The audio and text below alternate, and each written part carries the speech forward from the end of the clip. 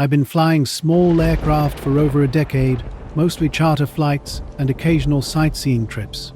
That particular afternoon seemed routine, a short hop from Billings to a private strip just outside of Sheridan. The sky was cold and clear, with a thin layer of high clouds creating a washed-out silvery winter light that couldn't quite break through. About 30 minutes before landing, something caught my eye. At first, I thought it was just an unusual break in the clouds catching sunlight, but it moved differently. A metallic disc dropped vertically from the cloud layer, perfectly straight, no tilt, no wobble. It stopped midair for maybe 2 seconds, then shot off horizontally and vanished into the mountain haze. No sound, no contrail, nothing.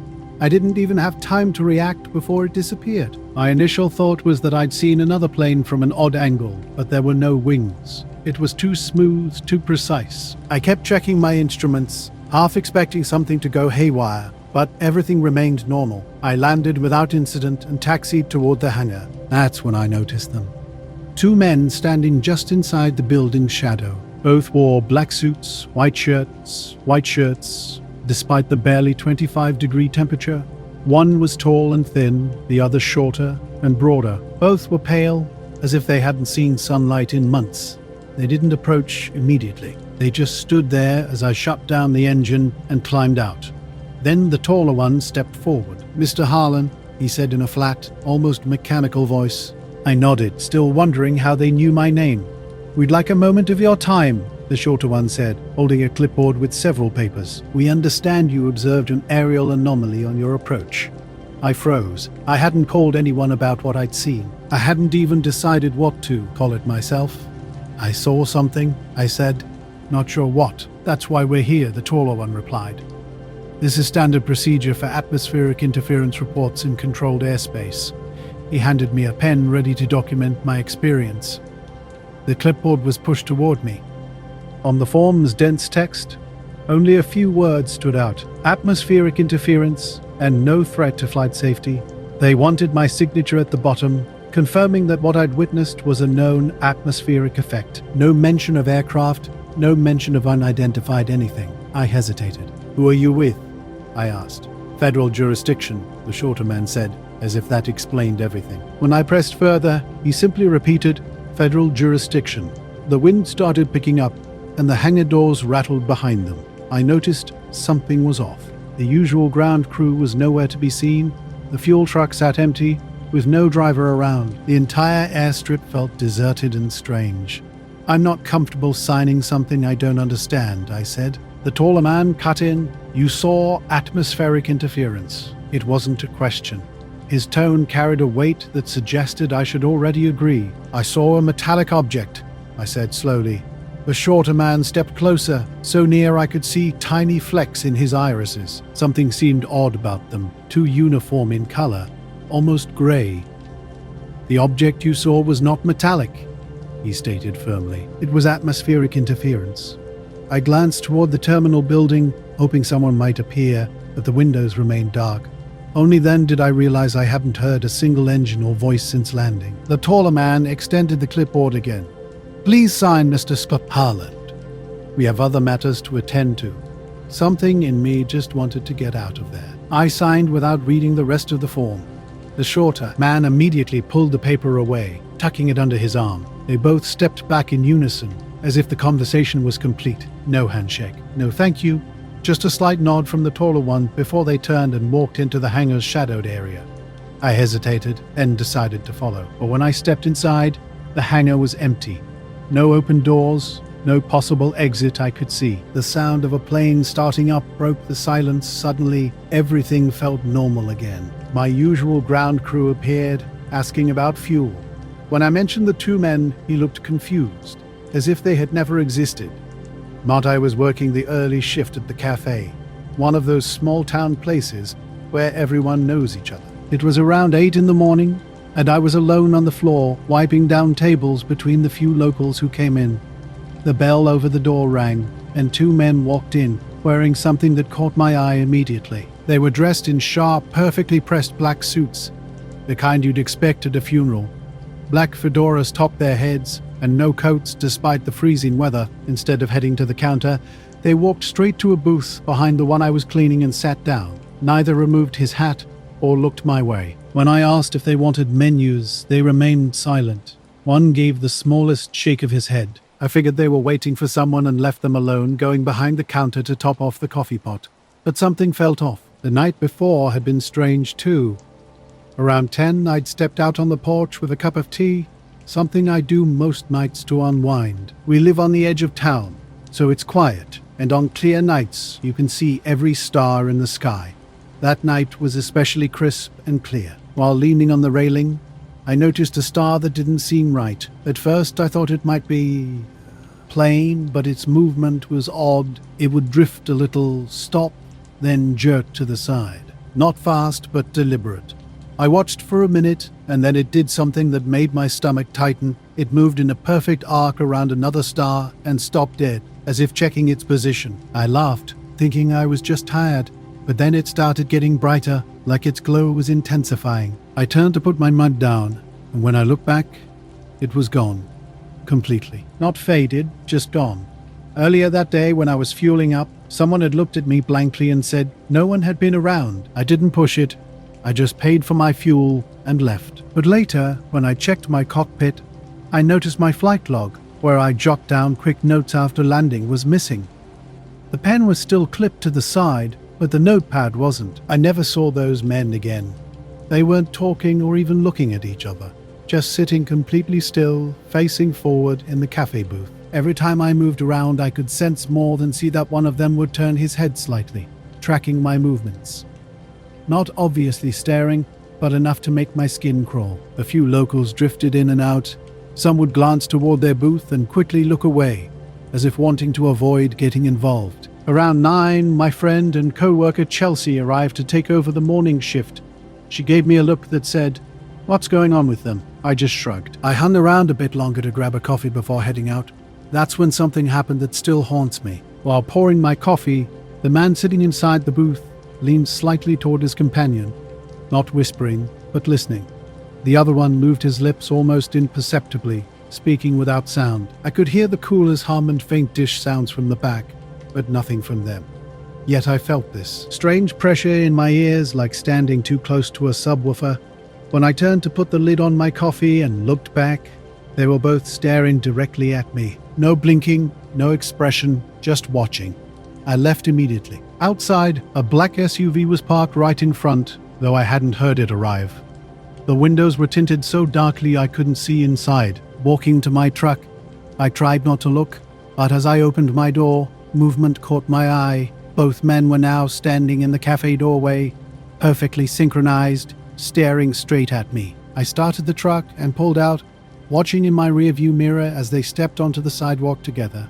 They didn't follow immediately. But at the first stop sign, I checked a mirror and saw the SUV rolling out of the lot. They stayed a few cars back, never speeding, never getting too close. I tried to tell myself it was just a coincidence, but they followed me to the town's edge. When I turned onto the county road, they continued straight. That night I went out on the porch, half expecting to see that star moving again. The sky was clear, identical to the previous night, but the spot where I'd first seen it was now empty. For weeks after, I kept thinking I saw something. Not at Clearfall State Park. October nights were typically quiet. I was on night shift, mostly checking locked gates and occasionally patrolling the campground. Around 9:40 p.m., the ranger station phone rang. Darren from the bait shop reported 2 fishermen had seen strange lights over the lake. One fisherman described a lantern drifting underwater at an impossible speed. The other saw something like a spotlight shooting up from below. Darren thought it might be poachers, so he called me. I grabbed the truck keys and a flashlight, heading out to investigate. The night was calm, with a slight breeze and a thin moon slice overhead. Wet leaves scented the air. As I approached the North Shore lot turnoff, I noticed a black sedan parked on the access road, angled with headlights toward the trees. 2 men stood motionless on the path leading to the water, wearing dark tailored suits and wide-brimmed hats that obscured their faces. They weren't carrying fishing gear or cameras, just standing perfectly still.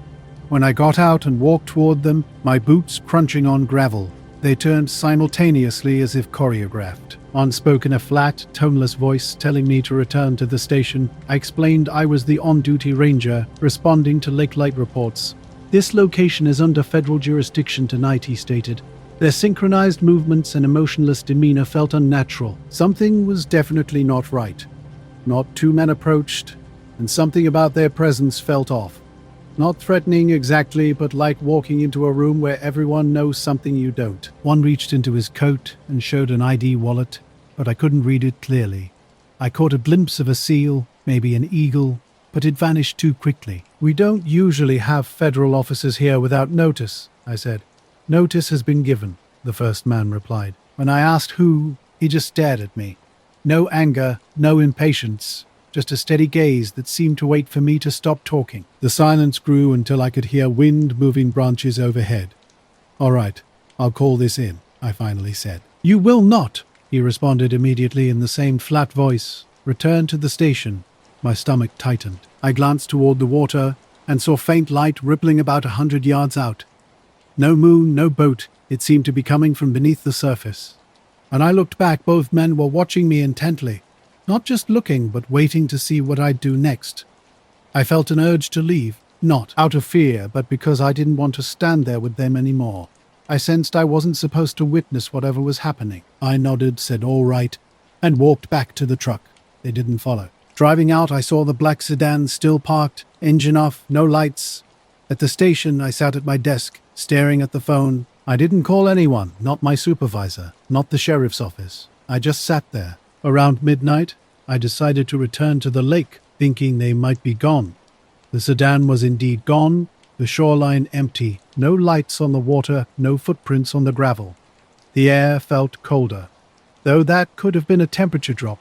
The next morning, I asked other rangers if anyone had heard about federal officers visiting the park. Nobody had. I checked the incident logs. Nothing. Later, I stopped by Darren's bait shop and asked about those lights. He gave me a strange look and said he knew nothing about it. Nighty Lake was empty that night as I drove past the North Shore turnoff. Dark trees and cricket sounds surrounded me, but I kept driving without stopping. I'm a senior in atmosphere science, and my advisor let me use archive satellite imagery for my thesis. Late February brought those grey weeks where sunlight seems to vanish. Most of the work was mundane, tracking jet streams, cloud formations, occasional Pacific hurricanes, but I enjoyed the quiet lab after dark. Working undisturbed, one Tuesday, around 2 a.m., something strange caught my eye while reviewing NOAA satellite infrared images. A perfect circular heat signature appeared in normal cloud cover, maybe a couple miles wide. What struck me was how it remained stationary while clouds moved. Then, between two captures just 30 seconds apart, it disappeared completely. No dispersal, no drifting, just gone. I started investigating. The next set showed a similar phenomenon a week earlier over Maine's coast. Then another in southern Nevada, just 3 days prior. Leaning close to the monitor, I flipped between thermal and visible light layers. Nothing showed invisible light, but thermal imaging revealed the mysterious circle clearly. I wanted to verify before telling anyone. I pulled data from multiple sources. European satellites, old MODIS records. Over several nights, I discovered 7 more examples stretching back 2 years. Each was identical, perfectly round, motionless, vanishing in under a minute. By Thursday night, I decided to start a formal log, meticulously documenting these unexplained thermal anomalies, and I had grabbed nearly 30 images by 3 a.m., saving them to a folder on my desktop. Something felt off, like I'd uncovered something everyone else had overlooked. I went home, caught a few hours of sleep, and returned mid-afternoon. When I logged into the lab computer, a sticky note with my name in block letters caught my eye. Doctor caught my eye. Dr. Larkin wanted to see me. I headed to his office, where he was on the phone. Covering the receiver, he told me curtly that we needed to talk later. Back in the lab, I heard 2 sets of footsteps approaching, heavy and deliberate. 2 men in impeccable black suits stood in the doorway. Their clothes were perfectly pressed, shirts crisp white, ties straight. Their shoes looked freshly polished. One was tall, around 6'4" inches, pale with sharp features. The other was shorter, broader, with darker skin. They didn't look like typical university personnel. The tall one questioned my name, and when I nodded, he stated they needed to see my workstation. His voice was emotionless, almost robotic. No introductions, no identification. Without asking, they walked straight to my desk. The shorter man sat at my terminal and navigated directly to my image folder with surprising precision. He opened files, glancing at them for barely a second before dragging each into the recycle bin. When I started to protest, the tall one cut me off. "These are not for your use." Within a minute, every file was deleted. The shorter man emptied the recycle bin, then cleared the system log and cloud backup. They'd already signed in under a different account. When finished, they both stared at me. "You will not attempt to recover these," the tall one said. My mouth went dry. When I didn't respond immediately, he repeated the statement. I nodded. They left as abruptly as they'd arrived, turning down a side hallway instead of the main exit. No explanation, no discussion, just complete erasure of my work. And I wandered down the corridor leading to the old geology wing, still under renovation for months. The hallway was quiet, almost too quiet. I'd been following two men, but by the time I rounded the corner, they'd vanished. No sound of doors, no footsteps. Back at my desk, I realized something was wrong. My USB drive was empty. Every file, every backup, even the notes I'd typed separately, had disappeared, wiped clean as if they'd never existed. Dr. Taline as if they'd never existed. Dr. Separately. Larkin arrived about 20 minutes later, casually assigning me a new dataset for my thesis without mentioning the earlier incident. He walked away before I could ask any questions. That night I stayed in the lab past midnight. Keeping the lights low, I focused solely on the new dataset. Around 1 a.m., I went to the vending machine down the hall. When I returned, a folded piece of paper sat on my keyboard. No one had entered the room. I simply said, "Stop," and looked into the hallway, empty. Only the air vents hummed. I packed up and left. For the rest of the semester, they were gone. I stopped pulling satellite frames and talking about my discovery. But occasionally, when crossing campus late at night, I'd spot a black sedan parked on the street near the science building. Engine on, no visible occupants. I never looked too closely. Mid-November brought a clear, cold morning. Frost lingered in the air despite the sun's presence. I was out near the old logging road past Dry Creek, rifle in hand, though walking was my real purpose. Hunting was just an excuse to be alone. That part of the forest stays dead quiet, interrupted only by the occasional crow. I'd gone far enough that snowmobile tracks had faded to nothing. Cutting off the main path, I headed toward a small clearing I knew from previous wanderings, about 100 yards wide, surrounded by tall spruce trees. My boots crunched through the frost as I searched for deer signs. Then I noticed something odd about the light. At first, I thought it was heat shimmer, but it was cold enough to see my breath. The air above the clearing's center seemed bent, distorted like water's surface. And then I saw it, suspended about 20 feet up. Something inexplicable hung in the space. 90 first noticed it hovering near the trees, a shape almost like a stretched oval, but something felt off. Its surface was like liquid metal, perfectly mirroring the surrounding forest so seamlessly that I might have missed it entirely if it hadn't been moving slightly. It wasn't spinning nor swaying, just suspended in place. Standing completely still, I listened intently. Nothing broke the silence. No wind rustled the branches. No birds called, not even the distant highway hum you'd typically hear. Just absolute dead silence. I'm not sure how long I watched. Maybe a minute, maybe 5, but the object remained utterly quiet. When I shifted my weight, everything changed. The entire surface rippled like a pebble dropped in a pond, and it seemed to tilt slightly toward me. A chill ran down my spine. Something about its movement made me feel like it had suddenly noticed me. I backed toward the tree line, keeping my eyes locked on the strange object. My heart pounded so hard I could hear it in my ears. My plan was to circle back to the logging road and head straight to my truck. Halfway back, the forest atmosphere shifted. The quiet wasn't just quiet anymore. It felt heavy, like the air had thickened. I kept my rifle ready, finger just outside the trigger guard. When I rounded a bend in the trail, they were suddenly there. 2 men standing side by side, blocking the path. They wore black suits with long coats and hats that seemed bizarrely out of place in the woods. Their clothing was immaculate, not a speck of frost or dirt, despite the muddy trail. They didn't look at my rifle. They didn't even look directly at my face, but through me somehow. One stepped forward, his polished black leather shoes gleaming impossibly clean. "You've gone off limits," he said in a flat, rhythmic voice without any discernible accent. My mouth went dry. I glanced past them, considering whether I could push through the trees, but something about their stance made me hesitate. The second man spoke, echoing the first. "Turn around. Use another route." I tried to play dumb, claiming I was just out hunting deer and didn't know about any boundaries. They showed no reaction, didn't even blink. When I didn't immediately move, they both stepped forward in perfect, precise unison, as if they'd rehearsed the movement countless times. I was working the night shift at a distribution warehouse on the edge of town. The place stretches over about 3 acres with 15 loading bays and a small attached office block. My job mostly involved watching monitors, logging truck arrivals, and doing occasional walkarounds.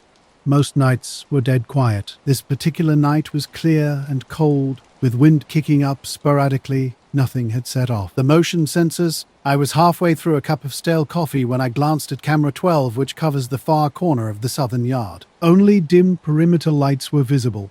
At first, I thought the image was glitching, but when I leaned closer, I saw a shape sitting low behind the far fence line near the trees. It wasn't a truck or anything I recognized. The thing wasn't throwing shadows like it should have been.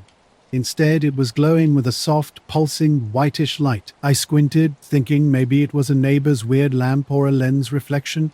But no, it was definitely there and completely still. I checked other cameras, and it didn't show up on 13 or 14, which made sense due to blocked angles. Camera 12, however, had a clear view. My first instinct was to grab my phone and take a picture of the monitor, but something made me hesitate. Part of me didn't want to move. I kept watching for about 30 seconds until the glow seemed to tilt or rotate. Strangely, there was no sound at all. From that distance, if it'd been a truck or machinery, I should have heard something. Then, in less time than it takes to blink, the thing was simply gone. Later, I left the warehouse feeling uneasy. I muttered, "All right," and walked quickly through thicker trees until I reached the main road. I kept expecting to hear footsteps behind me, but there was nothing. When I got back to my truck, a thin layer of frost covered the windshield, though it had been clear that morning. My phone, which I'd used earlier, was completely dead. I assumed the cold had drained the battery, but when I plugged it in at home, it powered on normally, still showing 62% battery. I thought about returning the next day to investigate, but the weather report predicted heavy snow in the area for the rest of the week. I never went back, and I don't hunt alone anymore. 9. Unmarked van pulled up outside the security office. This was unusual. We don't get unannounced visitors, especially not like this. 2 men stepped out, both wearing entirely black suits with white shirts and black ties. They didn't look like typical truck drivers or inspectors. The taller man had a narrow face with skin so pale it appeared almost grey under the security lights. His companion kept his head lowered, seemingly studying the ground. Neither of them smiled or showed any emotion. When I buzzed the intercom and asked if I could help them, the taller man looked directly at the camera and said flatly, "We need access to the southern loading bay." This request immediately caught my attention. The southern loading bay isn't on any public map. It's an older, locked section behind newer expansions that hasn't been used in years. As far as I knew, only management and security staff were aware of its existence. I hesitated to respond. The man repeated his request word for word. When I asked who they were with, the shorter man glanced at his companion, then simply stated it was a time-sensitive matter. Every instinct told me not to let them in. They stood perfectly still, not shifting their weight or looking around, just waiting. I told them I'd need to call my supervisor. The taller one claimed they'd already spoken to him, which I knew wasn't true. The on-call supervisor, Dennis, lived 2 towns away and would have informed me about any incoming visitors. As the shorter man stepped closer to the security door, something about him unsettled me. His eyes didn't reflect the light in a way I'd seen with other people. They were just flat and dark. I insisted I couldn't grant access without clearance and reached for the phone. When I looked up again, they were walking back to their van. No argument, no threats, just turning away as if nothing had happened. Van pulled off without headlights, smoothly rolling down the access road until darkness swallowed it. I switched to the road cameras, but they never appeared on any of them. The road only has 2 turns before reaching the main highway. When I returned to camera 12, the yard was empty, still and dark. It was late afternoon in early winter, cold enough that my breath came out in big white clouds. About 20 feet up in the bucket, I was replacing a cracked insulator on a rural line. The job site was 6 miles outside of town, just fields and a thin dirt road. No houses close by, no traffic, except the occasional farm truck.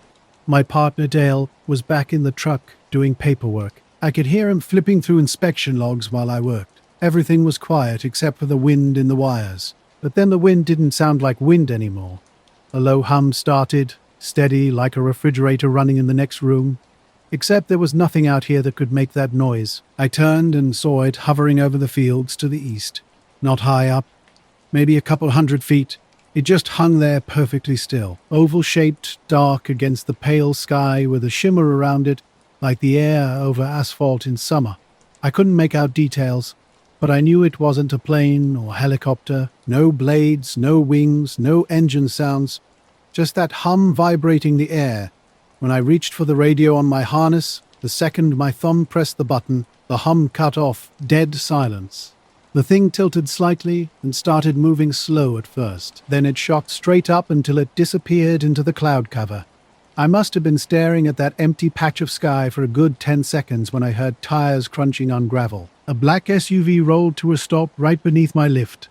Big, shiny, with no front plates. 2 men got out, both in black suits, white shirts, black ties, same height, same build, like they could have been twins. Later, during my shift, every creak of the building made me flinch. No more vans showed up. No more strange shapes behind the fence. When Dennis came in at 6 to relieve me, I told him about the men. He just looked at me like I was messing with him. Said nobody called and no visitors were logged. We checked the gate camera feed. The recording for that time slot was just gone. Corrupted file, the system said.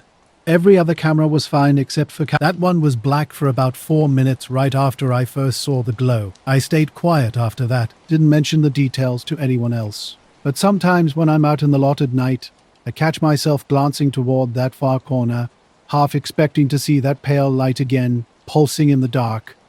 2 men approached while I was working on a power line. The first one waved me down, and I hesitated. They didn't look like typical utility workers. No hard hats or company logos. The second one spoke in a flat, even voice, telling me to come down. Something about his tone made it clear this wasn't a request. As soon as my bucket touched the ground, the first man stepped forward. His smile didn't reach his eyes. Up close, his skin was an unusual pale, almost grey color. His features were eerily smooth, almost unnaturally so. "Everything working all right up here?" he asked. I nodded, explaining I was just fixing an insulator. Dale was still in the truck's cab, watching. When I glanced his way, the second man moved to block my view. The first man's voice remained calm, but now had a sharp edge. "If you saw something in the sky, it's important you tell us for your safety," he said. I claimed I didn't know what they were talking about. The second man looked past me at the power lines, then back down. "We're asking you not to discuss this with anyone. It would be best for everyone involved." I suddenly noticed they weren't wearing coats, despite the 30°C temperature and wind cutting across the fields. Before I could process this, the first man walked back to their SUV. "We appreciate your cooperation," he said, as if the conversation was already finished. They drove off smoothly, without kicking up any dust, until they disappeared from sight. When I climbed into the truck, I asked Dale what that was about. He claimed he hadn't seen anyone, insisting he'd only heard a vehicle arrive, but saw nothing when he looked out. We finished the job in complete silence. During the drive back, I kept checking the mirrors, half expecting to see their SUV trailing us. That night, I considered calling my boss or the sheriff, but couldn't articulate what I'd even say. 2 strange men had warned me not to discuss something I supposedly hadn't seen. Yet every time I closed my eyes, I could picture a dark shape hovering over the fields, accompanied by a persistent, unsettling hum. On here's the rewritten text. The night was crisp, with stars piercing the darkness and moonlight casting sharp shadows across the empty road. We had just turned off Route 19, maybe 10 minutes from home. I was in the passenger seat, window cracked open, enjoying the cool night air. Julie was driving. Something passed across the moon, not a cloud, but a solid, perfectly circular shape that caught my eye. I watched it block the moonlight for a moment before vanishing. Julie saw it too. Her hands tightened on the steering wheel, and the silence between us grew heavy. At the bottom of our driveway, we noticed a black Lincoln parked near the entrance. A man in a black suit and white shirt stood beside it, his breath visible in the cold air. He wasn't looking at us initially, instead staring across the street at the tree line. When he turned, his movements were precise, calculated. His face was pale and angular, with dark, lifeless eyes that seemed to absorb all light. As Julie rolled the car forward, he approached her window with an unsettling calm. "You enjoy the show tonight?" he asked, his voice low and even. Completely at odds with his blank expression, Julie hesitated. "What show?" she finally responded. His mouth flickered with something resembling a smile, brief and unnatural. "The one you just saw," he said, as if correcting her, implying she had already admitted to something. My stomach dropped. I wanted to ask what he meant, but my throat felt dry. The road seemed emptier than usual, though it was never busy at night. By the time we reached home, I had almost convinced myself we had imagined something, maybe a plane catching the light strangely, or a bird flying closer than it appeared. Almost, but not quite. And here's the rewritten version. That night was quiet, unnaturally so. County Road 16 stretched out dark and empty, with nothing but occasional mailboxes breaking the landscape. I was driving back from my cousin Matt's place in Belford, heading home late, just past 11 o'clock. The car's heat was low, windows slightly cracked, and wood smoke drifted through the air. 8 or 9 miles past town, something caught my eye. In the field to my left, a column of white light suddenly shot straight up from the ground into the sky. This wasn't like any searchlight or flashlight I'd seen before. It was narrow, solid, and impossibly bright. Almost unnaturally so. The light lasted maybe 3 seconds, then vanished completely. No afterglow, no sound, just darkness. I slowed down, staring through the driver's side window. Something felt off. I pulled over just past a gravel driveway and killed the headlights, half expecting the light to reappear. The field was pitch black now, with only a faint outline of distant trees visible. For a moment, I considered turning in for a closer look, but this part of the county was just farmland and old barns. Nobody would be out here this late. Something about the scene felt wrong, like I was witnessing something I shouldn't see. So I kept driving. Later, Julie and I sat in the car after returning home, both silently checking the mirrors. The street was empty. The next morning, I went out early to get the paper. 2 sets of tire tracks marked the shoulder where a car had been parked, but strangely, no footprints remained in the frost, not even our own from the night before. A man had approached us earlier, his gaze locked solely on me. "Do you have any questions?" he'd asked. I had shaken my head, unable to. "Good," he'd responded, stepping back from the car. He moved backward to a black Lincoln, sliding in with an unsettling precision, never breaking his fixed stare. In that moment, I realized I couldn't hear anything. It wasn't complete silence, but as if every other sound had been pushed far into the background, leaving only an eerie, expectant quiet. The road behind me remained empty. A few minutes later, I crested a small rise and saw a set of taillights ahead. They were positioned low and wide apart, like those of an older car. As I got closer, I realized the car wasn't moving. It was a black sedan with no markings and only dim brake lights glowing. I slowed to around 10 miles an hour and inched forward until I was about 30 feet away. 2 men stood in front of the vehicle, one near each headlight. Both wore dark suits and white shirts, no ties. They weren't looking at each other or talking, just staring directly at me. The man on the left slowly raised his arm and made a circular turning motion with his hand. His movement was deliberate, not frantic. The other man remained completely still. I rolled down my window halfway. "Is everything all right?"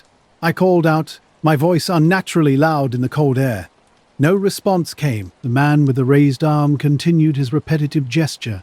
I wondered if there might have been an accident or a fallen tree blocking the road, but there were no flashing lights or debris. Something about their symmetrical, motionless stance made the hair on my neck stand up.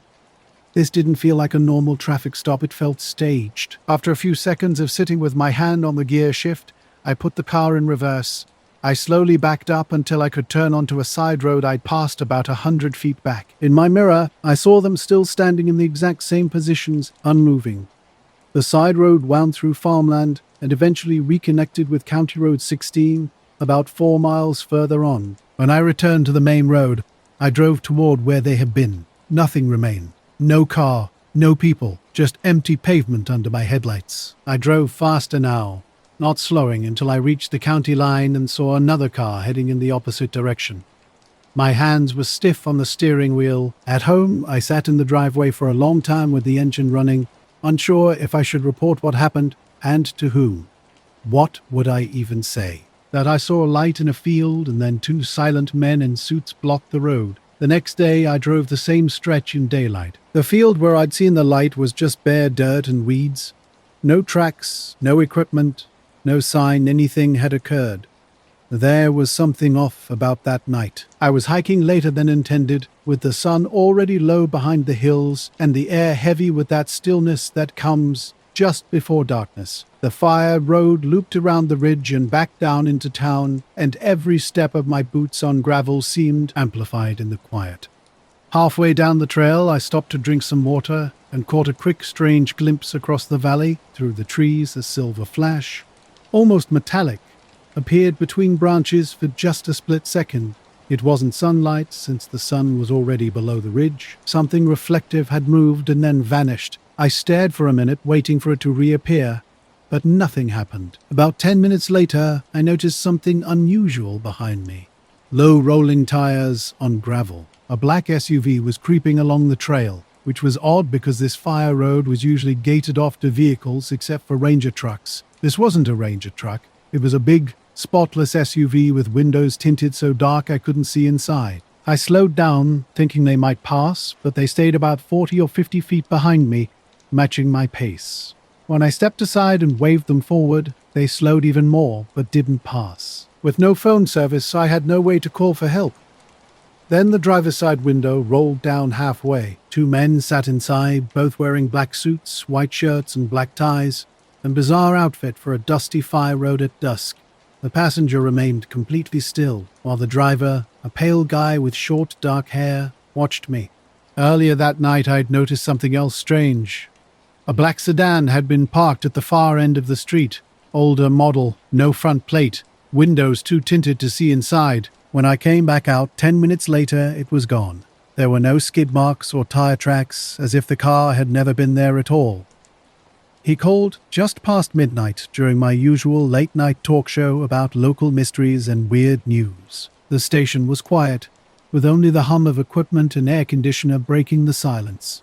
Around 12:17 a.m., a call came through when most listeners had dwindled away. The caller's voice was calm, almost monotone, but an unmistakable tension lurked beneath. "Hello," I answered. "You're on the air." "Yeah," he said. "I need to describe something I don't know who else to tell." His detailed account unfolded. A disc-shaped object hovering over a clearing near an old quarry about 20 miles out of town.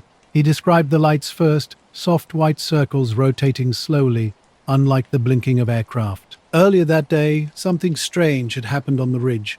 2 men in an SUV approached me with an unusual intensity. The driver spoke first, his voice flat as if reading from a script. He asked if I'd seen anything unusual, offering no greeting or explanation. I said no, deliberately avoiding mentioning the silver flash I'd glimpsed. The driver nodded slightly. Neither man broke eye contact with me. Not a glare, just an unwavering stare. The SUV crawled beside me as I walked, the driver warning, "Be careful heading down, things can change quickly out here." Then the window went up and they inched forward. I thought they'd leave, but they drove only 20 feet ahead before stopping again. Not wanting to walk directly behind their vehicle, I pretended to tie my boot. When I started moving again, they rolled forward, always just far enough ahead that I couldn't see their faces. The entire descent felt surreal. No birds, no wind, just my footsteps and the soft crunch of their tires. At the bottom, where the trail met a small gravel parking area, the SUV pulled aside. I walked past, eyes forward. The men didn't look at me, but I could feel their gaze. I got into my car quickly and drove away, checking the rearview mirror. The SUV remained parked. Then, just as I turned the last corner before returning to town, it pulled out and headed back up the trail I'd just descended. I haven't returned to that ridge since. an object that moved almost imperceptibly at first, then started accelerating in bizarre ways. Shadows on the ground seemed to reflect the surrounding trees, but in shifting patterns that defied normal physics. I was taking notes carefully, asking questions while trying to hide my skepticism. He said the entire encounter lasted around 10 minutes. Without warning, the object vanished. No sound, no gradual takeoff. It simply disappeared. When he returned to his car, the gravel at the clearing's edge looked untouched, as if nothing had occurred. After our call, I remained at the mic, reviewing the recording and my notes. An unsettling feeling of being watched crept over me, despite being alone in the empty station. I rationalized it as late-night fatigue and an overactive imagination. My next morning followed the usual routine. Around 8 a.m., I arrived and started my standard tasks: coffee, message check, and backing up the previous night's recordings. That's when things got strange. 2 men in identical black suits were waiting in the lobby. They didn't wear ties, and nothing particularly stood out except their obvious displacement. They asked for me directly, introducing themselves with an unusual formality. "We need the recording from last night," one said in a practiced, neutral tone. "For archiving purposes, we'll take it here." I felt myself freeze. "Archiving?" I responded, attempting to maintain composure. The other man, shorter and older, wore glasses reflecting the overhead fluorescent lights. His hands were clasped neatly in front of him. I offered to retrieve the file from the server. They insisted on the original recording. In the back office, I pulled up the folder on my computer and discovered the file was missing. I had backed everything up just the night before. I double-checked timestamps, searched the trash, and ran multiple file recovery attempts. Nothing. "Strange," I muttered, a knot forming in my stomach. The taller man leaned slightly forward, watching my screen intently. "You might want to check again. We're sure it's important." Their demeanor was unnervingly calm and precise. I closed the laptop and studied them, sensing something was fundamentally off about their presence. They thanked me politely and left their cards with a simple note about contacting them if anything else came up, walking out like nothing had happened. The entire interaction lasted barely 7 minutes. The moment the front door clicked shut, I realized I'd been holding my breath for what seemed like hours.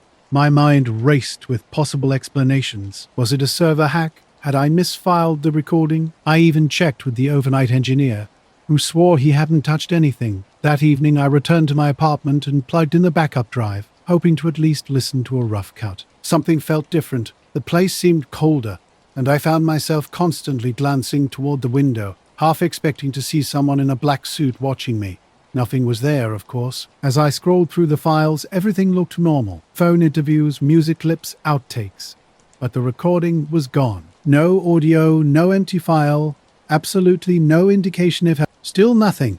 Sitting back in my chair, I tried to breathe evenly. Part of me wanted to believe this was a technical glitch.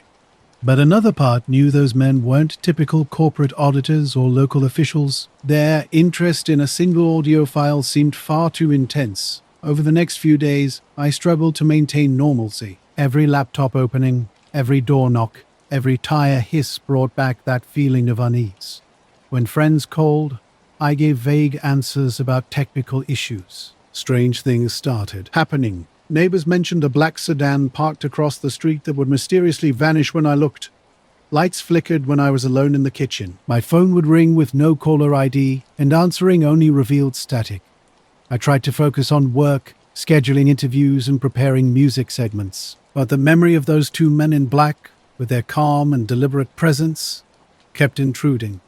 I started locking my office door, even during the day. I obsessively checked backups, searching for any trace of the missing file or the caller's voice, but nothing ever appeared. Nothing ever appeared. Now I drove out to the edge of the state park around midnight in mid-August, camera in tow. Astrophotography had been a hobby of mine for a couple years. Nothing serious, just long exposures for fun. The Perseids meteor shower was set to peak that night, and I knew this spot had almost zero light pollution. At the end of the dirt access road, I parked and carried my tripod about 50 yards into an open clearing.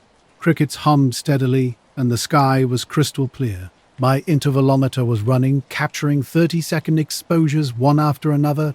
The first few shots caught some nice meteor streaks, nothing out of the ordinary. About an hour in, while reviewing the images, something caught my eye. A small round light near the top of one frame looked odd.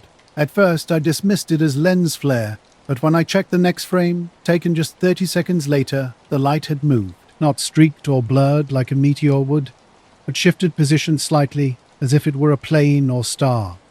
Months later, strange things began to happen. A call came to my personal phone, no number, just silence on the other end. Later that night, a car idled briefly outside my apartment. When I looked through the blinds, nothing was there. I couldn't tell if anyone had been present. I mentioned the incident to a few colleagues, carefully avoiding details that might sound crazy. Most shrugged it off as a prank or coincidence. Nobody seemed concerned about the missing recording, but I couldn't shake the feeling that the call, the recording, and those men were all connected. The station moved some equipment around. I changed my routine and stopped expecting anything unusual. The phone still rings with silence sometimes, and a black sedan occasionally passes slowly on the street. But I haven't seen those two men again. I remember how they looked at me, calm and patient, as if measuring me, not just asking for a file. I still wonder about the caller and whether the details were real or an elaborate setup. The audio was never recovered. Whatever happened to it is gone. I've learned to stop looking for answers where none exist. At least for now. Some nights I lie awake thinking about that call, the lights over the quarry, the shadows that shouldn't have moved. I realize that some things can exist in the world without ever being explained. And maybe that's exactly how they're meant to be. Not I was out shooting when something caught my eye. The object in my photos didn't behave like anything I'd seen before. It moved differently from the meteor trails, jumping and pausing instead of flowing smoothly across the sky. Sometimes it looked dim, then suddenly brighter, almost pulsing. I hadn't noticed it while shooting, only later when reviewing the images.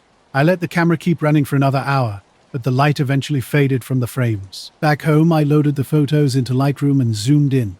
The object wasn't round, more like a flattened metallic sphere with a faint halo. Its brightness changed in a pattern unlike any camera artifact I'd encountered. 2 days passed. I was planning to edit the full sequence before sharing anything online. Then, on the third morning, a black sedan appeared across the street. Tinted windows blocked any view inside. I assumed it was a visitor for a neighbor. About an hour later, I went out to check the mail. The driver's door opened, and a man in a black suit, white shirt, and black tie approached. No sunglasses. His eyes were locked on me the entire time. He stopped just feet away and spoke in a completely flat tone. "Are you willing to delete the last hour of exposures from August 12th? I was stunned. My first thought was that this was a joke, but I hadn't told anyone about the strange light. When I asked who he was, he repeated the exact same sentence, his voice unchanged. I refused to delete anything without an explanation. He stood silently for 10 seconds, staring, then turned and left. The sedan pulled away slowly. No front license plate. That night, I checked my doorbell camera footage, which mysteriously froze during the entire 30-second encounter. One Thursday night in early spring, when my parents were out, Mom at her book club and Dad working the evening shift at the mill, I found myself alone in the house. My ham radio, bought second-hand from Larry at the county flea market, was my companion that evening. I'd been slowly learning its intricacies over the past year, usually picking up local chatter from truckers, hobbyists, and weather reports. But this night was different. A voice broke through, speaking in a language I didn't recognize. Not English, not Spanish, just short, clipped words that sounded almost rhythmic, like someone reading from a code book. No static, no music, just a steady stream of syllables. I scribbled down how they sounded in my notebook. Suddenly, the voice stopped. A long pause followed. Just as I was about to switch frequencies, another voice came through, slower, deeper. It read out a series of numbers, 43.8195, 22.475. I didn't understand their meaning. Coordinates, maybe, but I didn't investigate immediately. The next day after school, curiosity got the better of me. I plugged the numbers into Google Maps. The location was a patch of woods about 20 miles south of town, near a place called Devil's Hollow. I'd driven past it with my dad before, just ordinary farmland and tree lines. I didn't tell anyone about this strange encounter. It seemed weird. but not significant. The notebook went into my desk drawer, and I figured that was the end of it. Until the next afternoon, when a knock at the door changed everything. 2 men stood on the porch wearing identical black suits, white shirts, and black ties. Later, I reviewed the photos I'd taken. The video was strange. It kept freezing with me holding mail, just a shoulder barely in view. When the video unfroze, the person was already halfway back to the car. A few days later, when I went to edit the photos, something odd happened. The sequence with the pulsing object had its last 15 shots corrupted. Black squares with file cannot be opened errors. These had been fine the last time I checked. I still have the earlier frames where the object first appeared, but I never saw that car again. One was tall and lean with pale skin and a sharp jawline. The other was shorter and heavier, with dark hair slicked back. Neither of them smiled. The taller one said my name like he was simply confirming it. "You have a radio set in your room?" he asked. I hesitated. "Yeah," I replied. Then he stated, "We'd like to see your radio logs. No may we or please, just a flat demand." I didn't move immediately. When I asked who they were, the shorter man reached into his coat pocket. For a moment, I thought he might show an ID. Instead, he pulled out a small black notebook and opened it. From the doorway, I couldn't see its contents. "You picked up a transmit. We need to verify your records," he said. I told him I didn't think I had to provide anything without my parents present. The tall one looked at his companion, then back at me. "Nothing to worry about," he assured me. "We just need to make sure it's logged correctly. It's for your safety." Those exact words stuck with me. For your safety. They didn't sound right. I suggested they could leave their information and my dad could call them back. They exchanged another glance. The shorter one closed his notebook. "We'll be back," he said. They turned and walked down the driveway to a black sedan parked at the curb. I watched from the window as they got in. The car had no license plates. That night, I checked my notebook. The page with strange words and numbers had vanished. Not torn out, but completely gone. Every other page remained exactly as I'd left it, with my handwriting intact. Only that single entry was missing. I kept the radio off for days. Then, the following week while doing homework, the radio suddenly clicked on by itself. I'm certain I hadn't touched it. It went straight to static. Then the same deep voice returned. 43.81912.475. I didn't write it down. That night, I dreamed of walking through a stand of bare trees. Voices seemed to be ahead, but I couldn't see anyone. The ground felt soft, almost like wet sand, despite the winter-looking trees. When I woke up, the radio was on again, just hissing static. The power switch was off, but it was still making noise. I unplugged it and shoved it in the closet. 2 nights later, returning home from a friend's place after dark, I saw a black sedan parked 2 houses down from mine, the same model and color as before. As I passed, I glanced through the driver's window. We went camping in the desert, a couple hours outside of Moab. These trips away from people have become something Aaron and I do more often, just us, a tent, and no cell service. We drove down a winding dirt road for about 30 minutes until we found a flat, open area about a quarter mile from a low ridge. The weather was perfect, warm days and nights dropping into the low 50s, with clear skies packed with stars. On the second night, we sat by the fire after dinner. The moon hadn't risen, so the sky was completely black. Stars were so bright it felt like you could almost touch them. We weren't talking much, just listening to the faint wind and occasional rustling in the brush. That's when I saw it. A spherical light, unlike anything I'd seen before. It was the size of a car, maybe larger, glowing a soft orange-white.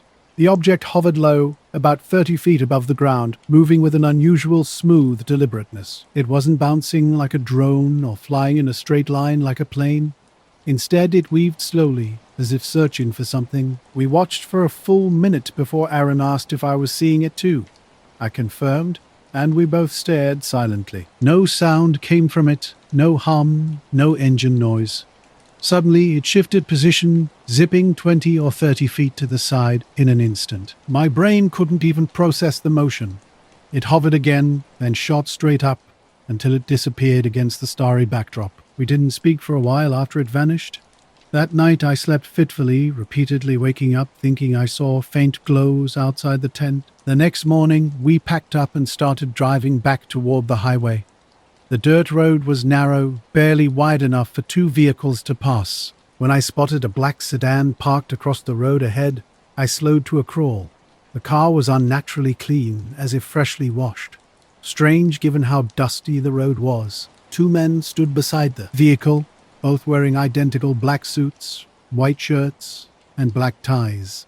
Their appearance was more than just the clothing. They shared the same rigid posture, hands clasped in front of them, looking like mirror images of each other. Later, back home, I parked in my driveway and sat for a minute pretending to check my phone. When I looked up, the car was gone. I haven't used the radio since. 2 men approached our car, one stepping closer to my side. His skin was remarkably pale, almost colorless. With a flat, emotionless voice, he demanded, "We'll need your cameras." We told him we hadn't taken any pictures, which was technically true. We had an old camera but never used it. He repeated the request without changing his tone. Aaron also confirmed we hadn't taken photos. The man stared briefly, then stepped back. His silent companion hadn't moved or spoken the entire time. "You can go," he said. They walked back to their sedan in perfect sync, got inside without another word, and the car pulled aside just enough for us to pass. Glancing in the rearview mirror, I saw the sedan. Seconds later, when I looked again, the road was empty, just open desert stretching back to the ridge. We didn't speak for the rest of the drive. I couldn't shake the strange way they said, "We'll need your cameras," as if they already knew exactly what we'd seen. Last October, I was hiking the trails in Bar Harbor. The weather was perfect, cool and sunny with that crisp air signaling winter's approach. I'd been taking pictures all morning, mostly of the coastline and the old Bass Harbor Head lighthouse. I'm no professional, just someone who enjoys playing with a camera when the light is right. The tide was out, so I climbed down onto the rocks below the lighthouse to capture different angles. A few bird watchers were farther up the trail, and some fishermen dotted the distant water. I spent about an hour wandering between tide pools, snapping photos of the waves. At one point I aimed my camera back toward the lighthouse and caught something shiny in the viewfinder, high above the tree line. It was there for barely a second before zipping out of frame. I assumed it was sunlight glinting off a plane or a seagull. Weird. I didn't think much of it then, but that would change later. I was working the night shift at the weather service, tracking a slow-moving line of thunderstorms from the west. The station was empty, which wasn't unusual for a Thursday night around 9 p.m. Summer storms were lighting up the sky, creating a steady, peaceful display. Later, after my shift, I drove back to where I'd parked my car near the trailhead. My plan was simple: head into town, grab some dinner, maybe review the day's photographs on my laptop. 2 men were standing near my vehicle when I emerged. They wore black suits and hats that looked straight out of the 1950s. At first, I thought they might be part of a historical reenactment or film production.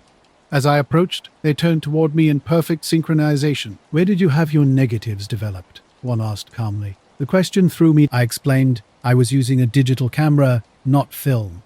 They didn't react, just repeated the question in exactly the same way. Something about their stillness, no weight shifting, no blinking, felt odd. I showed them my camera to demonstrate it was digital. One stepped closer in a deliberate manner that made maintaining eye contact difficult.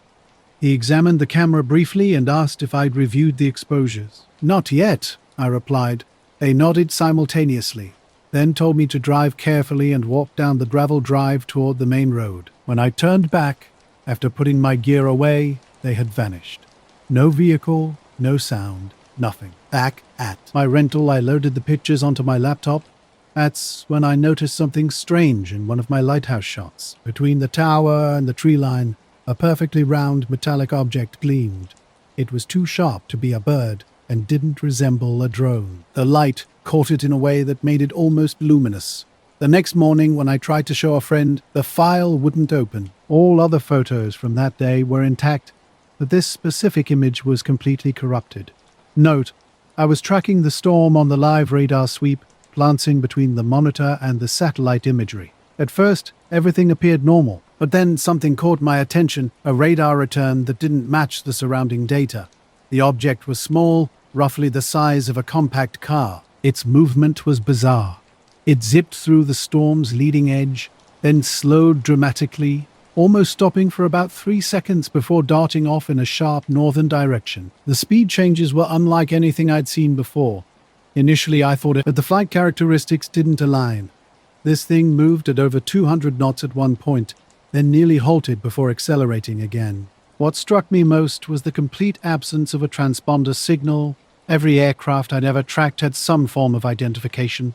I captured the sequence, partly out of professional habit, and partly because I wanted to examine it later when I wasn't managing multiple radar scans. While zooming in, I noticed a faint halo around the object, as if it were illuminated from within. The light didn't scatter like lightning. I saved everything in our shared archive under an unremarkable file name and logged a note for the next shift. The following morning, before I'd even had coffee, two men in classic black suits were waiting in the lobby. They looked like they'd stepped out of an old photograph, no badges, no official Weather Service identification. The tall, thin one did all the talking. He asked if I'd been monitoring Sector 3B the previous night. Still half asleep, I confirmed. His smile was polite but didn't reach his eyes.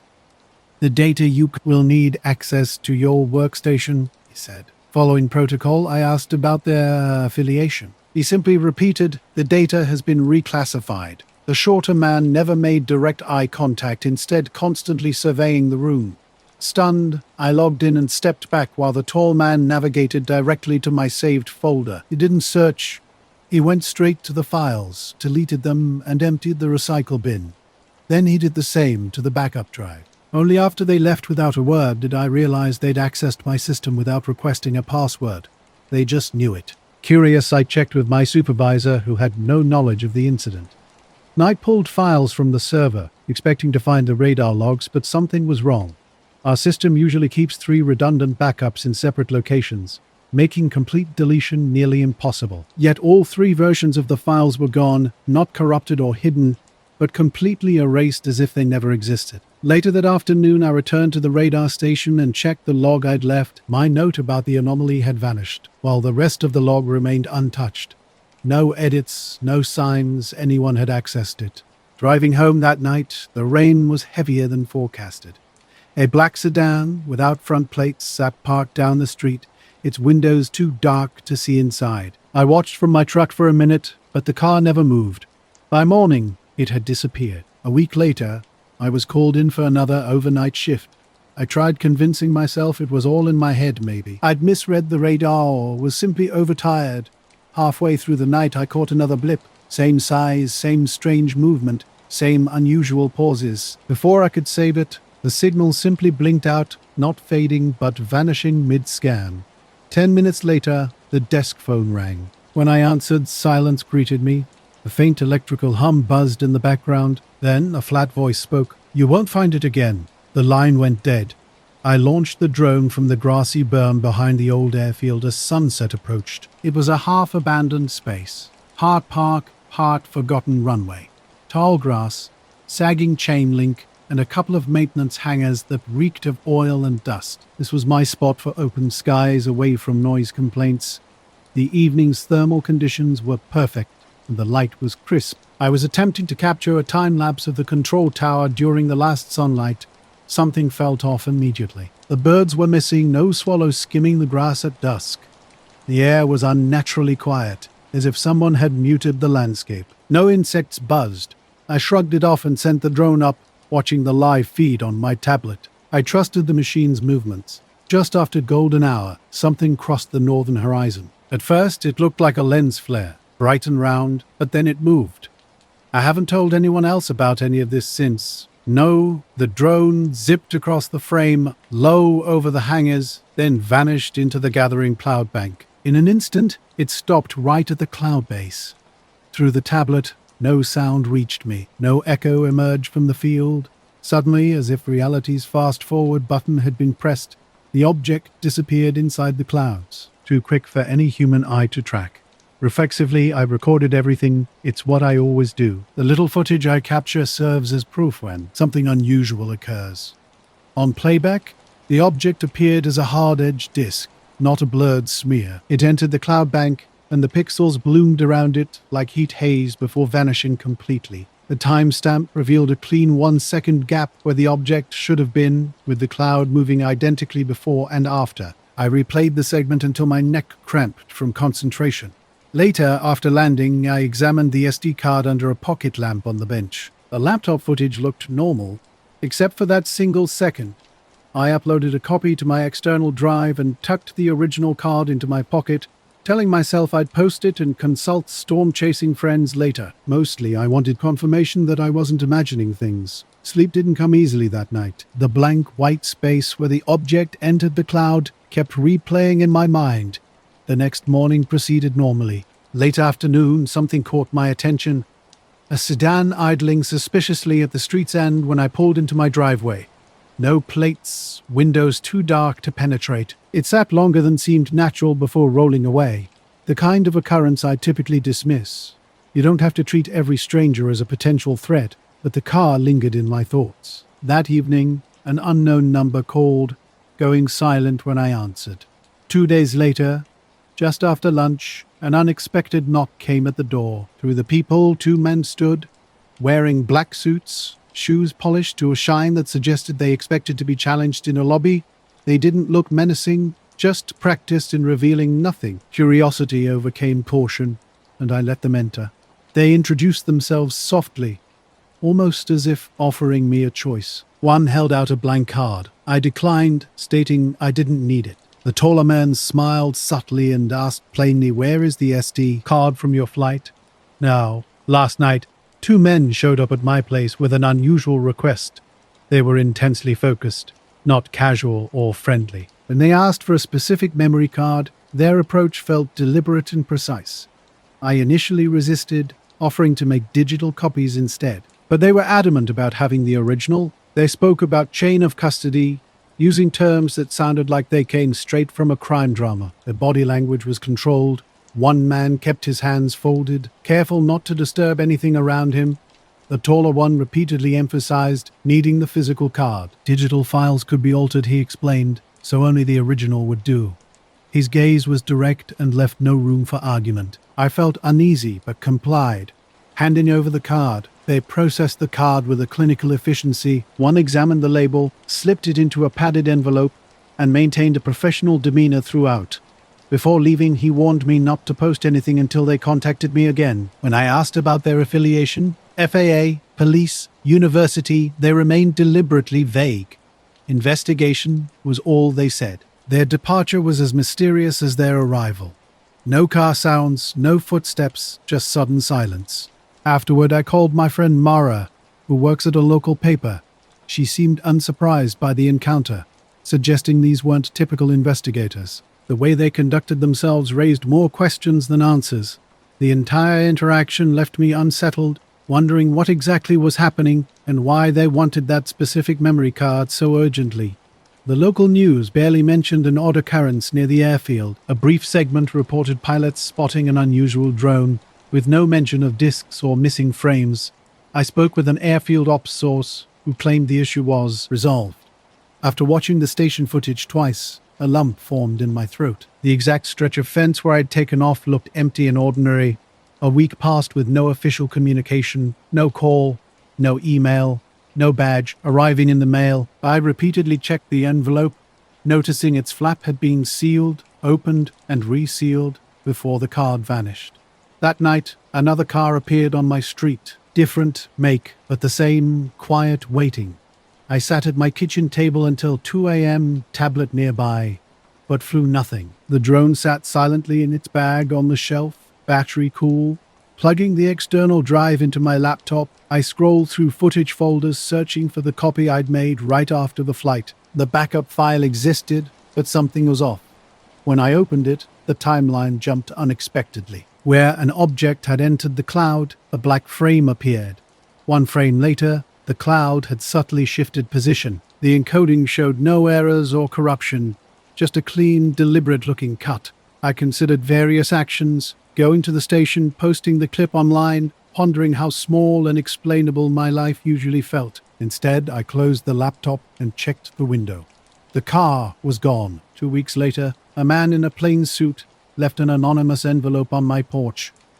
Inside, a single printout of a still from my footage, cropped so tightly the disc filled the page like a coin. Someone had printed it on high-quality paper, not my printer.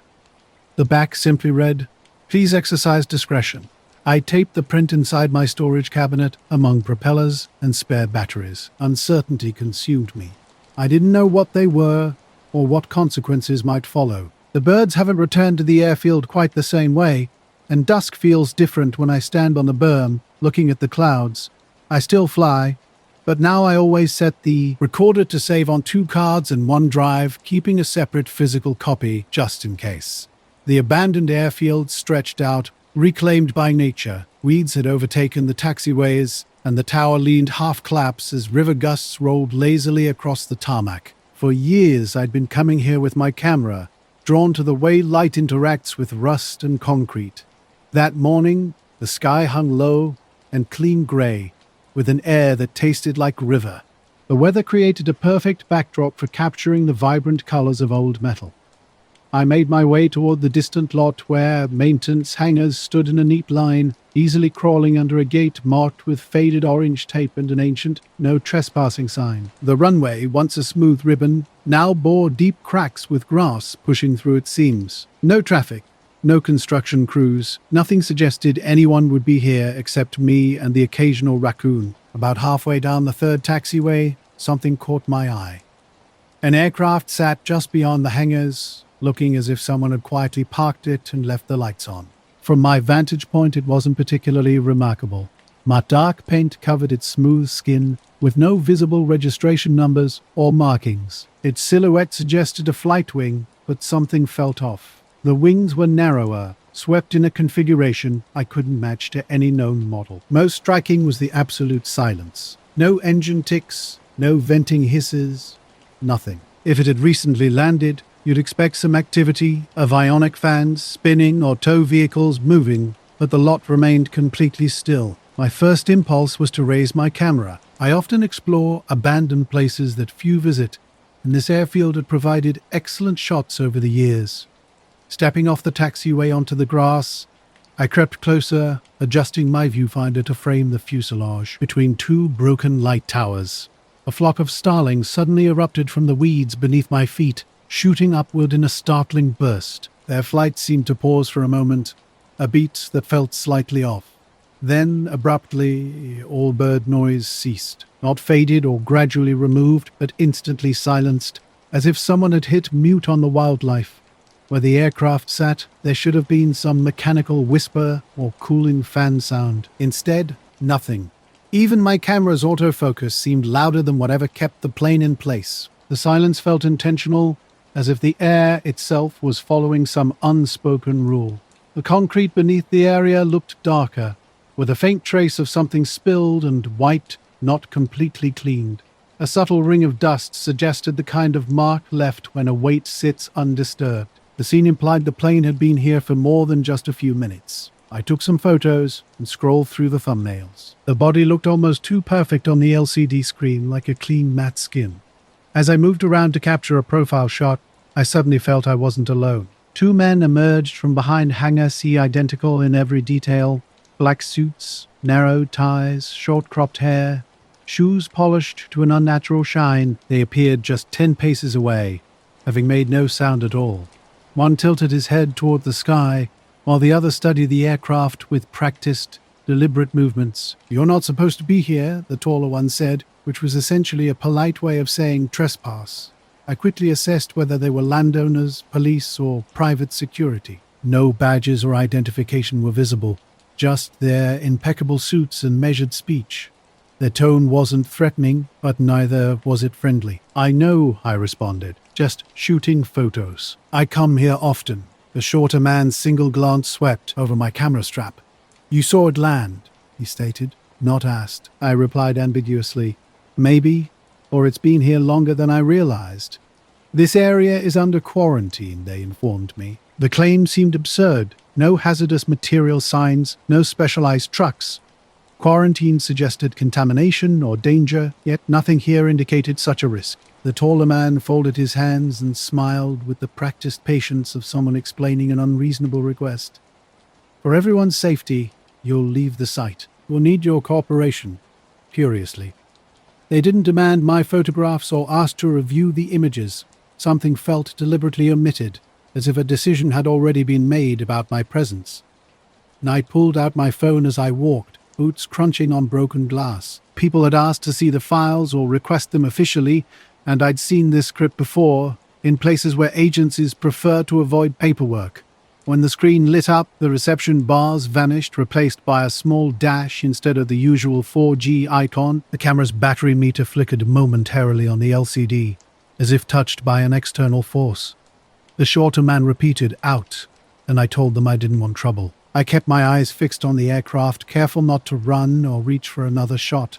The men watched me closely, but didn't follow as I crossed the wire fence and passed under the sagging gate. By the time I reached the small bridge over the drainage ditch, they had disappeared completely. No car, no footprints, nothing to prove they'd been there except my memory. The phone's dial tone was an eerie silence, like a held breath. I drove home slowly, allowing my mirrors to catch glimpses of the field behind me. The plane seemed to have shrunk, almost retreating into the airfield landscape. That afternoon, I worked to understand what I'd witnessed. Uploading the card to my laptop, I copied the raw files and zoomed in on the frames. Standard details emerged: rivets, faded paint strokes, small smudges. One frame where I'd walked around the nose showed a reflective glint, followed by a strip where pixels appeared compressed, like a dropped frame. No sound recorded beyond the mic's usual muffled wind. I called the county office to inquire about any restrictions on the old field. The land management representative paused, seemingly checking a map, then responded that nothing was listed, no notices, no quarantine. The airfield had been default county property for years, but such statements mean little. Governments often leave strange gaps on maps. Over the next 3 days, I couldn't stop thinking about the men's strange behavior. They hadn't demanded my photos or equipment, simply instructing me to leave. A crop duster pilot friend visited, and our shared curiosity led us back to the runway at dusk, wondering if a new registry was being tested. Logic overrode caution. We parked in the scrub half a mile out and watched. The plane was gone. There was a moment when the sky went mute as the birds lifted. I was coming down off the ridge late in July, during one of those dry, heat-soaked dusks where the air trembles above the highway. I'd been on my wheels since before dawn, hauling a load of feed out of Indiana and heading west, watching fields for hours to keep my eyes from glazing over. The concrete was scrubbed clean with a darker, irregular oval where something had recently been. My friend and I walked closer, and he knocked on it like you would on a car door. Nothing inside, no trace left behind, no wheel marks on the dirt, no drag tire tracks through the grass, just a place that had recently held weight and now didn't. Back at the truck, my friend asked if I'd filed a report. I told him no, not knowing who to file it with. He asked if the suits had requested footage. I said they hadn't. He gave me that look friends use when they suspect the explanation is simple and stupid. You should make copies, he said. Keep them somewhere else. Keep them in the cloud. I agreed, then uneasily realized that if my phone had lost signal the day I left the card in my pocket, whatever caused this could return. That night, a white rectangular piece of paper appeared, tucked under my windshield wiper. Neatly printed text read, "Area under quarantine, do not return." No agency, no contact number, nothing. I threw it away after taking a picture, but when I tried to view the shot, the file wouldn't open. Marked as corrupted. I haven't gone back since. I still dream about the silent sky and think about the men in suits, how calmly they spoke of quarantine as if it were normal. I kept a backup of the other photos on an old drive hidden in a filing cabinet, partly because I couldn't discard them, and partly because someone once warned me about records disappearing online. This morning, I checked the drive. The folders were there, but the sequence showing the plane was one frame shorter, as if the morning itself had taken a breath and exhaled a second later. If asked what I'd do differently, I'm unsure. I'd like to think I'd push harder or contact someone with authority. But the men were polite and correct, and the hush of that place felt heavier than trespassing. For now, I tell myself I'm lucky I left without incident. I also tell myself not to return, which is essentially the same thing, not how ordinary everything looked. Rows of tractors dotted the distant landscape, dust rising as cars passed by. Something hovered about a half-mile off the shoulder, right over the cornstalks, as if it had decided to park there. A triangle-shaped object, flat on the bottom like an upturned wedge. Small dim lights notched its points. It hung maybe 40 or 50 feet up, low enough that the corn tops bowed slightly where its shadow fell. No sound broke the silence. No hum, no whirring of props, just the same insects and road noise I'd been hearing for miles. It didn't move like any mechanical thing I knew. Instead, it rolled slowly, as if reading the field with an even motion, then tilted and drifted a few yards before stopping. I pulled into an old farm turnout and killed the engine.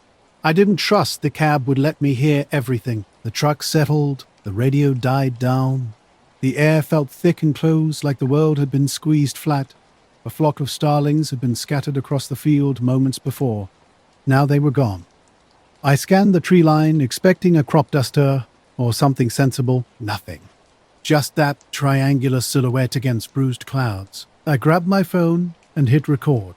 It felt like the right thing to do. The only thing. The battery icon showed full. The camera captured the distant shape like any other video I'd taken.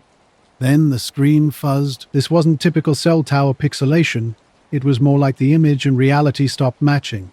I could see it clearly with my eyes, but the phone's live view behaved as if someone had blocked the lens for a heartbeat. When the view returned, the triangle had shifted slightly left. The video logged normally, but that moment of jerking didn't look like a standard glitch. I knew something was different. I waited until the light faded and it eased up, disappearing into low clouds, a small dark shape swallowed by grey. Feeling slightly foolish, I radioed dispatch. Something odd at mile marker 52 over the Briggs farm, I reported. The response was that clipped, neutral tone designed to shut down conversation. Copy. Keep roaming.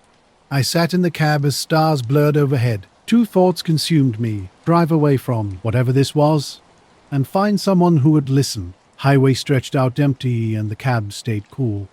Lane lights rattled past while I drove, making myself keep moving. I kept checking the side mirror, thinking I might catch another glimpse. Sometimes I thought I saw something, a crooked outline against the horizon, but it could just have been memory playing tricks. My next stop was a small interstate truck plaza with a blue roof and a diner known for good pie. Coffee and a stretch were all I planned. Maybe eating or resting would quiet whatever strange attention the sky had put on me. Parking in my usual row, that's when I noticed them. Two men in black standing near the end of the convenience store by the propane tanks. They were positioned too perfectly, like matching bookends. Dark suits, narrow ties, shiny shoes. The kind of unruffled outfit you see in movies when mysterious figures step out of a cab. Their eyes were tracking the lot, the traffic, and me. I exited the truck slowly and walked to the restroom, trying to act normal. When I returned, the men remained exactly where they'd been. A woman in a reflective vest filled her water jug, and they didn't even glance her way. The cashier kept looking from the door to the register, nervous. I could feel their stare without them moving, eyes like fixed lenses watching a single point. They didn't enter the store or stand in line. No coffee, no cigarettes. Just standing at the lot's edge, observing everything. Their presence made me want to leave my coffee and donuts, to get back in the truck and drive away. Staying seemed dangerous, like giving them a chance to act. I knew the thought sounded ridiculous, something born from exhaustion, but the feeling was real. Walking to the air, I stretched casually, fingers sliding under my shirt. One of them shifted slightly, the first movement since I'd seen them. Not toward me, but a small turn that aligned his shoulder with mine. Then I realized their faces were identical. No, here's the rewritten text. Driving that day felt strange from the start. Two men stood at the rest stop perfectly still, their appearances so similar they could have been twins. Same jawline, same expressionless eyes, matching in every detail. Nobody moved around them. No cashier, no security, just a few drivers going about their business. I tried my usual signals, a polite smile, that small human gesture drivers use to ease tension. Nothing. No response. No acknowledgement. Later, I'd tell my friend Luis about the strange encounter. When I showed him the video, he leaned back and said, "Keep your ears open," his way of saying stay alert but careful. The footage was odd. A strange jump exactly where an unknown object crossed the frame, almost like someone had deliberately spliced in a different cloud segment. The audio track held just a second of high, thin static, a recorded squeal that vanished as quickly as it appeared. I bought pie during those quiet moments, setting it on the passenger seat because habit says a driver shouldn't hit the road hungry. When I returned, the two men remained in exactly the same spot. The sun had dipped lower, casting long shadows. They stood so motionlessly they seemed part of the landscape itself. I started the engine and pulled out. They watched me leave. No waves, no approach, just intense observation. An hour down the road, another rest area, another sedan parked under a distant light. No one around. The driver's door closed, license plate pristine. As I rode past, I could have sworn I saw someone in a dark suit sitting perfectly still on the passenger side, staring straight ahead. I haven't mentioned this to my company. My log entry reads small and careful. Saw unknown object over Briggs Farm. Photo saved. Like a man making a minimal mark in a ledger, not spinning a wild tale. That night, my daughter asked why I smelled like diesel and pie, why the sky looked orange. I gave my usual response, nothing to see here, everything normal. The night was sharp with cold, carving edges in late October. A thin crescent moon hung overhead as I sat on the roof, the only place in my block dark enough to see beyond sodium street lamps. I'd set up my telescope between rusting HVAC units and a dying potted palm, my red headlamp tucked into my jacket to preserve night vision. My name's Marco Reyes. I'm not an astronomer, just someone who likes pointing expensive glass at empty sky bits, trying to make sense of small moving things up there. I was logging the Cassiopeia sweep when my plane tracking app pinged the satellite pass. I always check satellites. They move like they're on rails. This one didn't. At first, I saw 4 points of light evenly spaced, crawling across the sky as if someone had snapped a line of LEDs into place. They held formation perfectly. No drift, no jitter, just that quiet mechanical glide. Then they did something that made me sit back from the eyepiece because it made no sense in any of the little rhythms I knew. The formation split, not a diffusion or scattering like birds, but a clean break. 4 points arranged into a square, then 2 points slotted inward to make a diamond. Suddenly, 1 point folded inward at an angle so sharp it looked like the light had just stopped being a dot and become an edge. The motion was instantaneous, like a page flipping. I blinked, and the thing had changed again. Corners forming and reforming. More geometry than flight.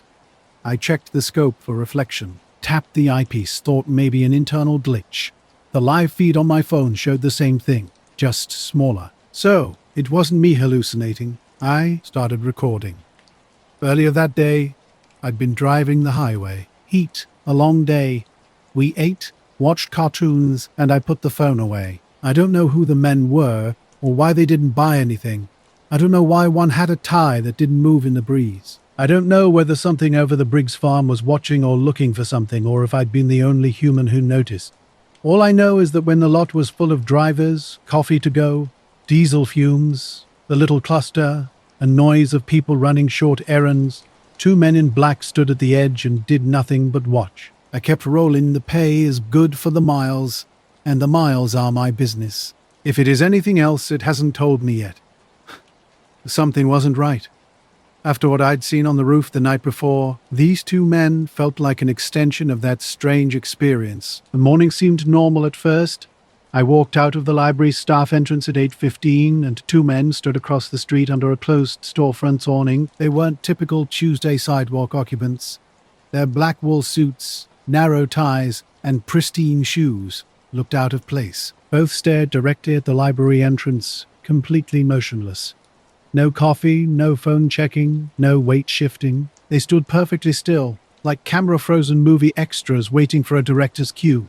Something about their posture and synchronization made my stomach sink. They weren't talking or moving, just watching with an unsettling stillness that felt wrong. I tried telling myself I was being ridiculous. Maybe they were waiting for someone. Maybe they were private security. People wait on sidewalks all the time. But after the bizarre light movements I'd witnessed on the roof last night, these 2 figures seemed connected to something beyond ordinary explanation. The previous evening, I'd been on the roof with my telescope, watching lights move in ways that defied physics. Sharp, impossible turns. Instantaneous jumps instead of smooth transitions. No sound, just precise, choreographed movements that lasted about 10 minutes. When I tried recording the event, my phone later claimed the file was corrupted. Another strange detail in a sequence of unexplained occurrences. As a reference librarian, I'm used to sensible, predictable things. But these experiences were anything but normal. I've worked at the downtown public library for 3 years. My job involves lending answers and keeping teenagers quiet, routine, predictable, which made these moments of weirdness feel even more jarring. No, I walked out through the staff entrance, closer to the front door. As I passed the bakery window across the street, I caught them in my peripheral vision, still there, still watching inside. I couldn't focus. Someone asked about the genealogy microfilm, and I pointed. Then I had to return and review the roof video file I'd finally managed to save on my backup drive. This time, the file opened differently. A single frame showed the lights folding inward pure white, as if someone had erased that instant. I scrubbed back and forth, but the white frame remained the size of a single heartbeat. I told my supervisor I wasn't feeling well. He raised an eyebrow. People call in sick for colds all the time, but I could see him weighing the situation, deciding the day would pass without me. When I walked back out, the two men were closer now, standing under the plane trees by the newsstand. They stared at the library door, unmoving. They didn't follow or approach. They simply stood watching in that slow, spectator silence until I rounded the corner and started home, my chest slightly tight and the afternoon wide open. The entire journey home, I kept checking the rearview mirror, half expecting them to trail me like men in suits from a bad movie. The street was empty except for a delivery van. The world hummed with its usual sounds. Trains, a kid on a bicycle, someone mowing a lawn. I should have called someone. The police, a friend, a manager. But the rational options felt like overreaction. Excuse me, two men are staring at my workplace. Didn't sit comfortably as a phone conversation. So I sat on my couch and tried to make sense of the white frame. I attempted to find the moment again on my side clipboard, retrieving the backup card from the glove box. But a day later, the file behaved differently. Recording would play up to the white frame, and then, as if bored, jump forward a second and resume. Not corrupted, but altered in a way that looked like someone had edited the world's continuity. Over the next 48 hours, other small peculiarities accumulated around that first strange occurrence. My apartment clock lost 7 minutes, and then caught back up. My neighbor mentioned her baby monitor had recorded a burst of static at 2 a.m., no voice, no melody, just a thin sweep like the breath of old radio tubes. My phone battery drained faster than it should have. The weather app showed rain for the afternoon the next day. Not week after week, unsettling details accumulated like small coincidences.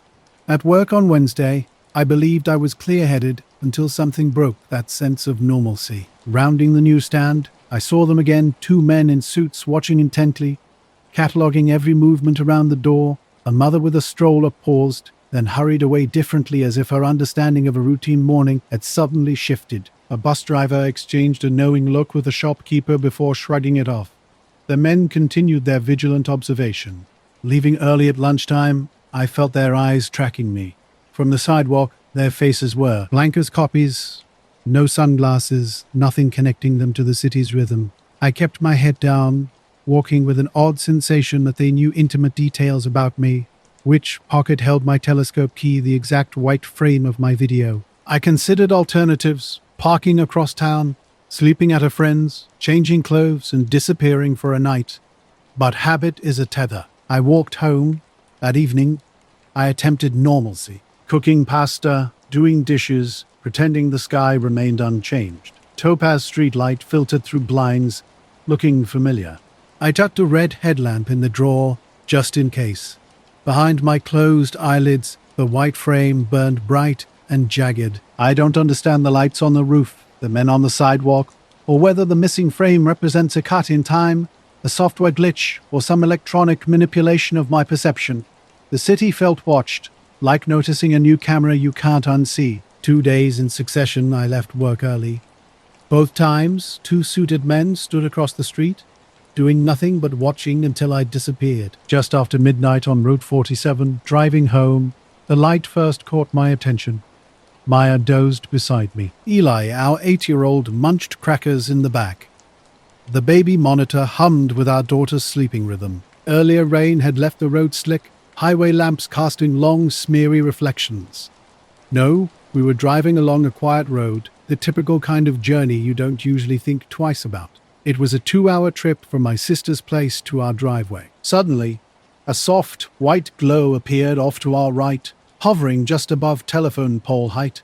At first, I thought it was a drone, these parts of hobbyists who sometimes fly over fields. But this wasn't moving like any aircraft I knew. It didn't sweep like a helicopter, and there was no blinking red light. Instead, it just hung there, a small, steady glow. I slowed down slightly as the road curved, watching the object. It tilted a few degrees, seemingly adjusting its angle. Then, instead of continuing straight, it fell into step with our car, maintaining a pace about 20 miles per hour to our right. You see that? I muttered more to myself than to Maya, who had one eye open before closing it again. Eli peered around and asked, "Is that a star?" with the tone of someone seeking confirmation of a theory. The light maintained the same distance and bearing.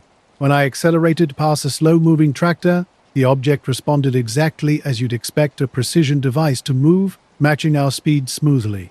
It wasn't wobbling or fighting the wind, but tracked us as if invisibly tethered to our car. We pulled into the Maple Grove gas station out of routine. Maya likes their bathrooms, and Eli wanted more crackers.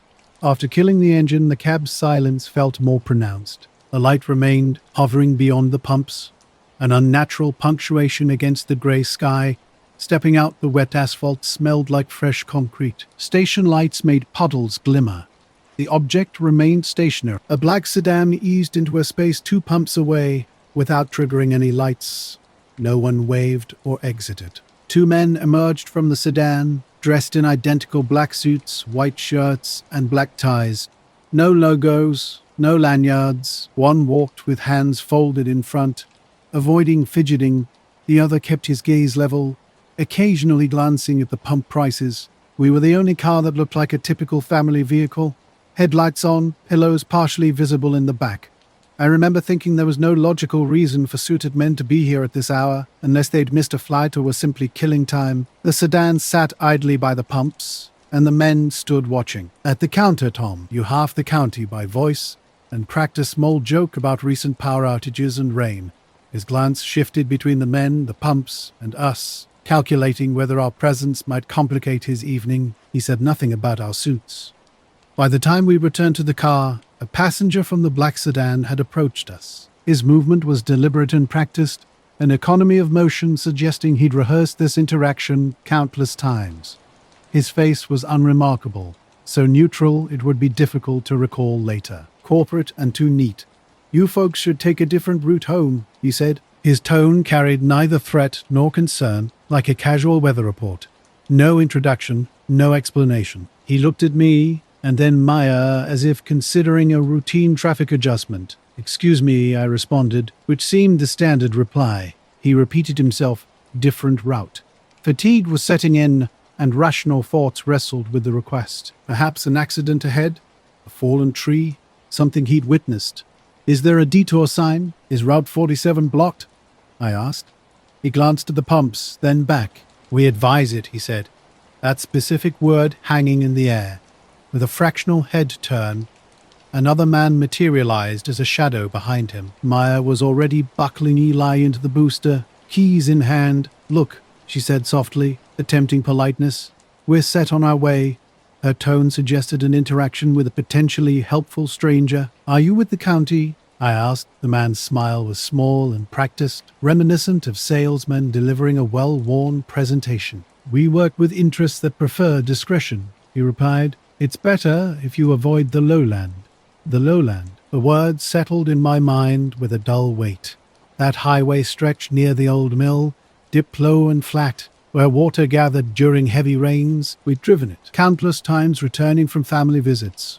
Shorter, and I appreciated how the road wound through trees at night. We pulled onto the ridge road instead of the lowland, taking the route suggested by the man at the station. His car had idled like a chess piece, waiting on a square before pulling away without a turn signal, vanishing at the lot's edge as if someone was undoing a scene. The dot followed us out of the station, perfectly matched in speed, right beside us. But when we eased onto the back road, the light hung back for a beat and then disappeared as if it had never been there. I kept thinking about what the man had said. "Thanks for the heads up." I had told him, sensing it was the polite thing to do. Interests that preferred discretion sounded like a phrase from lawyers or people who didn't want to be named. I imagined various plausible scenarios: utility crews, DOT contractors, an out-of-uniform sheriff's deputy. The idea of calling the station's non-emergency line crossed my mind, but I didn't. The potential officialness felt larger than the effort required. As night tightened, trees became shapes against the sky. Eli slept between cracker lows and heater hums. Maya's head bobbed once, twice as she drifted. I drove slower than usual, the rain having left the asphalt glossy and treacherous. No car followed us. No headlights bobbed in the distance. Pulling into our driveway, I left the engine running a minute, finding some comfort in the noise. I watched the rearview mirror after calling my sister to thank her for dinner. No black car, no light. The night returned to ordinary lawn lights, diffuse baby monitor static, a familiar sibilance. I thought about the man's advice and filed it in that mental bucket where inexplicable things go. It felt mildly unnerving, like being told an obscure weather forecast.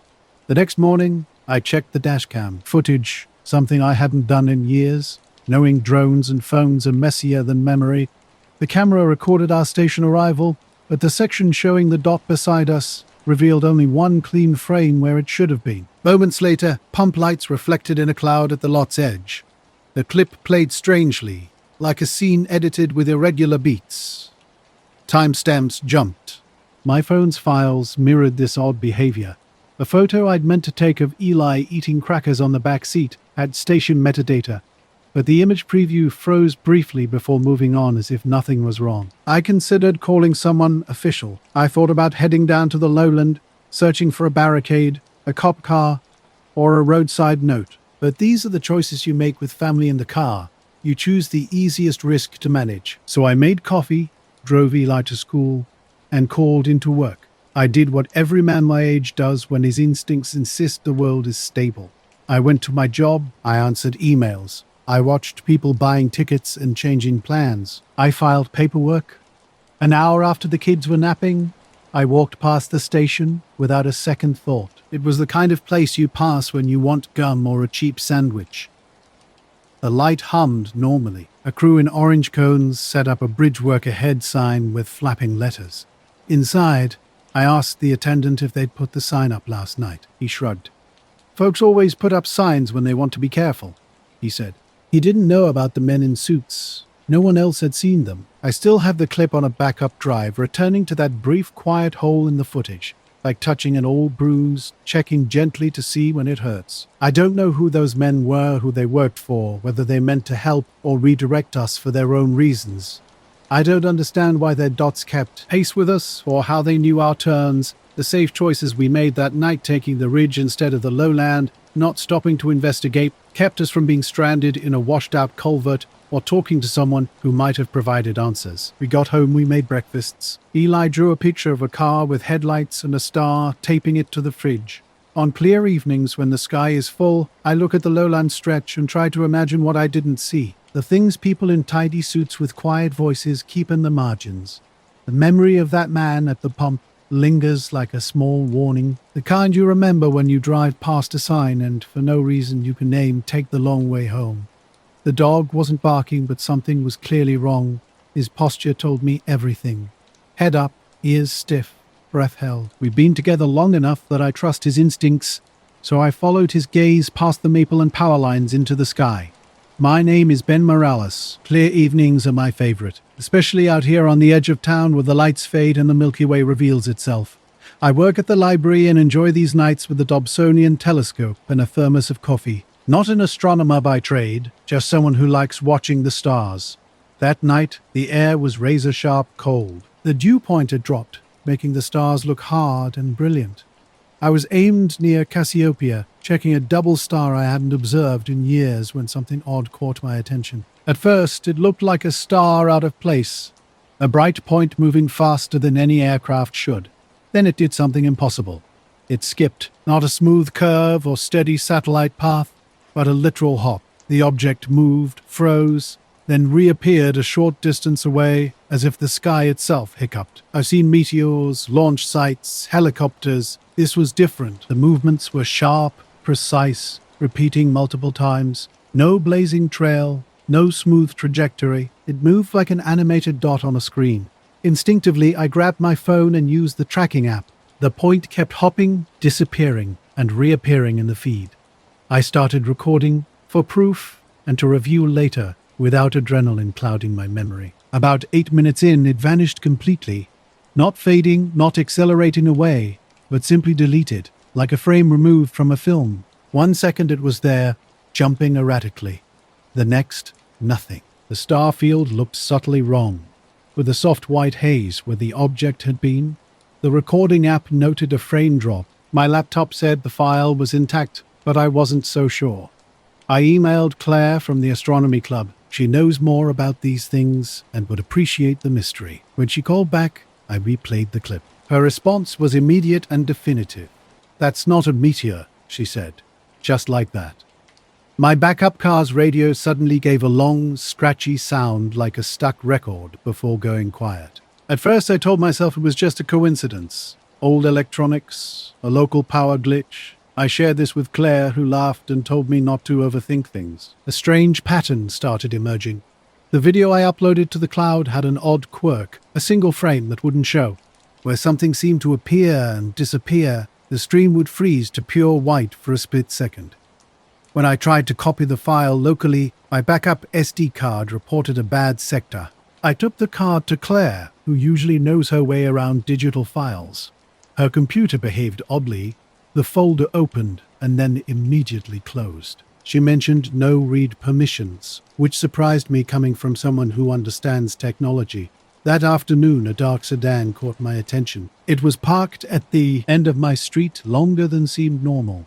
2 men sat inside, wearing neat suits that looked almost choreographed. They watched the house without moving. I stood on my porch, casually sipping coffee and pretending to enjoy the weather, the way you do when you're trying to look uninterested. 20 minutes later, they left. When I asked neighbors about the car, they shrugged. Mrs. Halpert, who's lived across the street forever, just gave me a knowing look that suggested she could tell when I was fishing for information. 2 days later, someone knocked. I told myself I'd be cautious, maybe call Claire or the police if anything seemed off. But when I looked through the glass, the visitor wasn't what I expected. He was small, clean-faced, wearing a dark suit that seemed slightly ill-fitting. His hands were held carefully in front of him, as if he was trying to appear non-threatening. The first odd thing had actually begun when my phone buzzed with a text from an unsaved number. Just zeros, completely blank. I thought nothing of it then, but now everything felt connected. No, a man stood before me, careful about his appearance. Nothing seemed out of place. His jacket was buttoned, and his shoes looked pristine. When he spoke, his accent was unfamiliar. "Mr. Morales?" he asked, with a smile that didn't quite reach his eyes. I refused to let him inside, directing him to the porch where my dog could observe him. The dog's reaction was telling. One look, and it relaxed. He didn't bother introducing himself, instead producing a thin business card that he quickly withdrew. "I won't take up much time," he said. "I represent parties that monitor certain aerial phenomena." The statement struck me as surreal, far beyond anything I might have imagined. When I nervously suggested he was from the FAA, he clarified they worked independently. "We simply advise," he stated, his tone clinical and detached. His eyes, the exact color of old pennies, seemed to hold unspoken warnings. "You saw something," he told me. "That's all anyone had to do, make a note and move on." Strangely, he didn't request my footage or demand I delete anything. Instead, he added cryptically, "For your own good." His demeanor suggested he expected complete compliance. He spoke as if belief was a form of currency, delivering his message with a calm that was more unsettling than any direct threat. He stayed just long enough to be polite, yet brief enough to be deeply alarming. When he left, he moved with precise, almost mechanical movement, like a shadow sliding along a straight edge. After his departure, I called Claire. Her voice grew small as I recounted the encounter, asking, "He didn't touch anything, he just said certain things are better left uncharted," I replied, the phrase echoing with mysterious weight. She probably said later, "Leave it, the dog went back to sleep." My afternoon felt like a day after something happened, but you're not sure what. "Weird," she said. "Ben, log everything. Keep copies off-site. Don't go looking for it again if you can help it." I filed my original footage in 2 places anyway, as if duplication could outrun whatever had knocked at my door. Over the next few nights, I found myself watching the sky differently. I was less focused on the object, and more intent on seeing if anyone else was observing. At the Friday observatory meeting, half the club wanted to discuss the Leonids and the new Mount Clare, while the other half was curious about the cryptic line with my name on the group chat. People who like mapping in the dark tend to ask questions. Those I trusted offered practical advice, and then quickly changed the subject. I don't believe in grand conspiracies, or collect stories to prove something. Instead, I kept the pet recordings, receipts, and notes of the visit in a locked box. Claire helped by storing a backup in an off-site locker. The following week, I went to work, shelved books, made coffee for patrons, and tried to count things that made sense. Twice a week now, I walk the dog toward the edge of town where the lights thin out. I look up and watch the pockets of sky. I don't use the telescope anymore, not like I used to. The town feels watched, like a library with a book someone keeps rereading and placing back on the shelf. When someone tells you not to look, standing in clear air makes the urge irresistible. The man in the suit never returned. The sedan never parked at the end of my street again. The video still has that white frame. Claire says it's the kind of data that will keep scientists awake for months. The man on my porch suggested it was better to leave some things uncharted. I don't know why he chose to warn me instead of asking for what I had. I don't know who he represented. But I do know one thing. The sky behaved in a way I didn't understand. For the first time in a long while, I felt smaller than the questions I was asking. I was on the roof because it was the only place on the whole property that didn't smell like diesel and cold plastic. We load big orders at night. No, I was 2 hours into a 12-hour shift high above the facility on the roof. The usual quiet hum of the place surrounded me when I spotted the light. At first, I thought it was a chopper landing near the freight yard. You see plenty of weird things at night in an industrial park. But this wasn't a typical beacon. The roof had a cheap folding chair and a loose cable you could hook your foot under to keep from falling. From up here, the whole facility looked small. String lights from Route 7 stretched out below, with the neon of a 24-hour diner 2 blocks over and the dark mouth of the moor. Interstate where headlights flowed like a river. It was late October. The air had that thin, clean edge of cold, and a low cloud cover made the sky a flat, matte gray. I hadn't taken a cigarette in months, but that night I wanted something to do with my hands. The light was a single, steady blue-white point, hanging maybe 30 or 40 feet above the loading dock. It wasn't high at all. You could almost poke it with a broom handle. Completely motionless, it was weirdly bright without casting any real shadow. From the roof, it looked like someone had taped a tiny moon to the air. I whipped out my phone and started filming. That's what people do now. You capture things while you can. The video saved a few seconds. Then, the light moved. It didn't descend or sail away slowly. Instead, it darted, 3 quick little jerks like someone tapping a marble along a string, and then it vanished past the tree line on the other side of the yard. No noise, no heat change, just gone. Tommy would have laughed and called me rooftop Marcus like he'd done every night since he started. I sat there for an impossibly long time, as if waiting for the light to reappear. The roof's ladder rattled. Gary from receiving came up with the look of someone who'd had too much coffee. I told him what I'd seen. He nodded, suggesting maybe it was a drone or a billboard light. He didn't ask to see the footage. Downstairs, old Pete, the night security guard, who loved his watch booth despite hating sunlight, was on duty, washing machines and fridges humming around him. Miss Radio muttered about a power blip over Dock 3. Forklift workers joked about the facility being haunted. The strange atmosphere lingered. Something felt off. I tried showing Tommy a clip, but the file wouldn't open. Its thumbnail existed, yet tapping it crashed the app. When I connected the phone to the dock computer, the drive refused to mount. My questions seemed insignificant, but the phone's failure felt like another piece vanishing from the story. The next morning, security footage revealed nothing.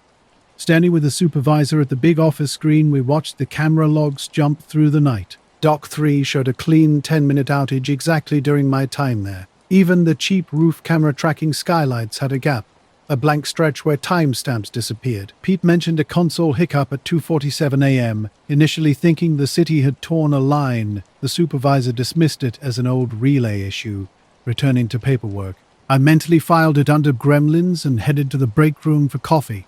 That evening, while sliding a shrink-wrapped fridge into place, The mainline lights flickered differently. Not a storm's typical pulse, but a hollow cinematic light that momentarily suspended reality.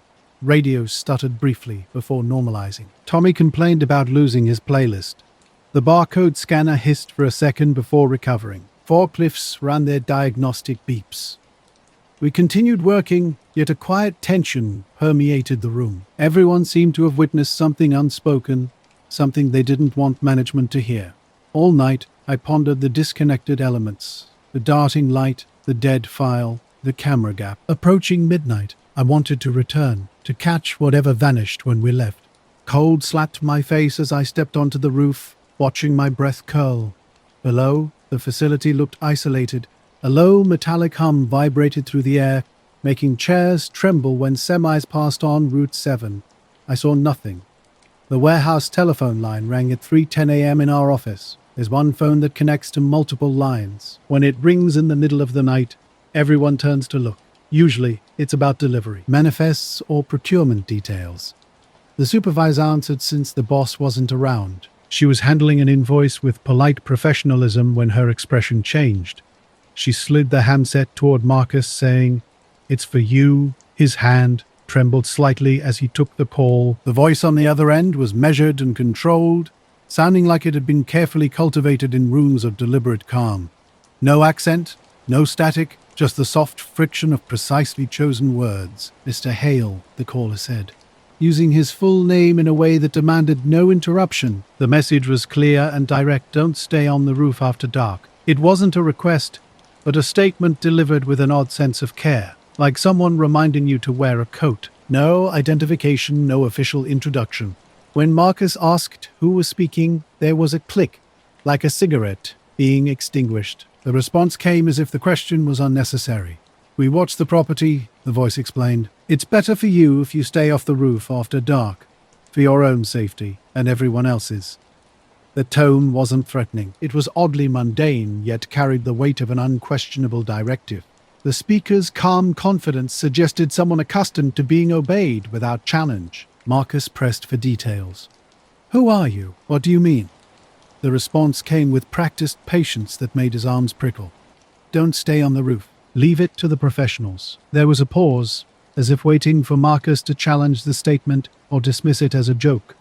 "And don't try to record again," the voice added, making it sound completely reasonable and practical. Marcus stared at the desk at the coffee ring left by a forgotten mug, absorbing the strange encounter. The night shift at our little bank was quiet, with phones humming their usual static. I picked up the call, hoping for a sheriff and a case number that would let me go home and sleep. "No," the voice said. "Good night, Mr. Hale." The line clicked. Silence filled the desk. The radio beeped out a forklift's call. 3:14 a.m. glowed on the wall clock. I set down the handset and scanned the security monitors, their grainy feeds showing nothing. A sudden certainty gripped me. The man on the phone had been standing between Dock 3 and the roof when I filmed. No proof existed. When I asked Pete about camera activity during the outage, he just shrugged, saying his console had flashed but the log sorted itself. Tommy made jokes about roof patrol, like he was setting up something for later. We laugh at strange things to avoid sitting with their weight. That night, driving home, I kept my headlights bright through back roads, moving slightly slower than usual. The man hadn't yelled or threatened like in a cop show. He simply told me not to be there. Somehow, that was enough to make me tuck my phone away. I don't know why I obeyed. Maybe it was how he used my name, like someone who understood my essence. Maybe the missing footage, camera gap, and power blip had merged into a single moment, and his voice just fit perfectly. Now I'm back on the floor. The roof closes after midnight. A supervisor's note on the bulletin board declares the roof off limits after hours, citing a policy to protect employees. No explanation about who called or why. Pete's console shows no other gaps. Tommy keeps quiet now. I still think about that small light, how it didn't cast shadows like a wound of light hanging in the air. My phone stays in my pocket. I haven't tried filming from the roof since. In the break room, the skylights look like blinking eyes. When I close the warehouse door at shift's end and step into the cold, I always glance at the roof before turning onto Route 7. I don't know what we saw that night that prompted someone to warn me away. and I'm not brave enough to find out. We were driving back from my sister's place in Lebanon, Missouri. Late at night, when the roads outside the small towns turned eerily quiet, the radio hummed softly, just enough to keep me alert while my wife Erin dozed in the passenger seat. Past Conway, the signal began to deteriorate. What started as ordinary static soon revealed something unsettling. Voices emerged, flat and strange, like sounds transmitted through an old intercom. They were slow, distorted, with words that didn't quite make sense. Continue. Observe. Vehicle. When I turned up the volume, Erin stirred. "What's that?" she mumbled.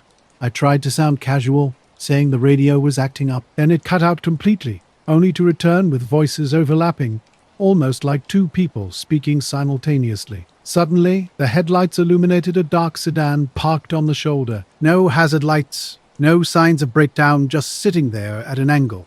Two men in black suits stood by the passenger side, their movements deliberate and unnatural. One raised his hand, signaling us to stop.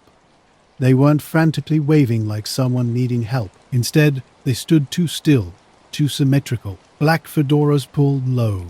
They turned their heads in perfect synchronization as we passed, watching us with an unsettling smoothness. The radio crackled again.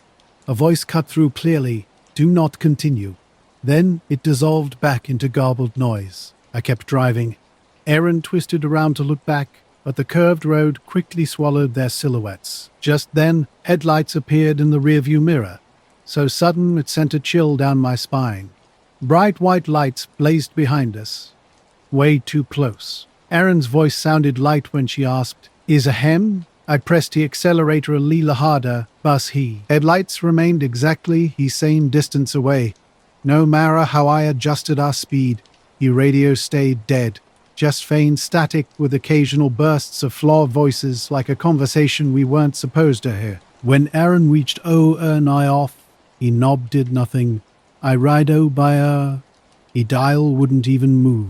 We passed the Marshfield sign, still 10 miles out, and I decided to wait until we reached more populated areas before doing anything drastic. Behind us swerved slightly, lining up directly in our lane. No passing Jew shadowing us perfectly. A couple miles later, Erin announced, "They're gone." I checked he mirror and he back window. Empty road, no ale lights, no reflection, like he'd never existed. He radio went completely silent hen, as if someone had he power. When I came back, I was just my original station playing some country song we didn't say much after ha. By he I must stealed here were a few other cars on he road. And I fell a sidelet. We pulled into a gas station over Brain the Med. A breather, who, when I shoo he car off, he radio made one last burst of static, and underneath, I swear I heard same slow, monotone voice say process. Erin heard I.O. nodding once, real slow. Here as if he drive home was normal. Stretch of road between Conway and Marshfield. We don't take I anymore. My camera was up on a ripid under he Milky Way, which ran like a pale river over he valley. I was on he heard Niao sing low on an old folding stool, doing long exposures 30 seconds a minute, stacking frames a catchy underside of he galaxy where I arcs down into he desert. I'd driven roads of Wall Lane Road far from owns. Only a red blinking over and he glow along he highway. Hey, east, broke he darkness. Hars when I noticed he distortion. The air itself seemed to have a ripple, making he stars smear sideways for a fraction of a second. I'd seen similar hay shimmers off a hood on summer afternoons. Bus was different. Not midnight, I switched to live view and zoomed toward the horizon. The ground looked like an oily asphalt shimmer, pixels pulsing beneath me. A dark, angular edge appeared against the sky, too precise to be a cloud.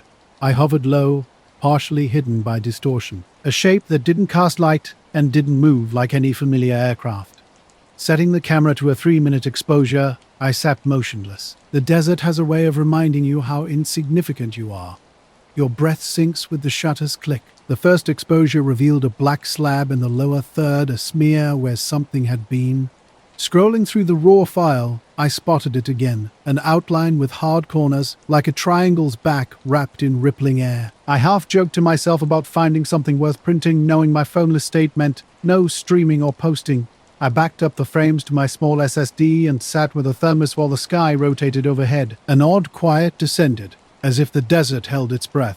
The Jeep's dome light flickered when the guy I'd seen earlier returned to his truck. For a moment, everything felt normal, the way dark places often do when nothing dramatic occurs. I reminded myself to be careful about what I said aloud. Out here, alone in this vast space, careful takes on a different meaning.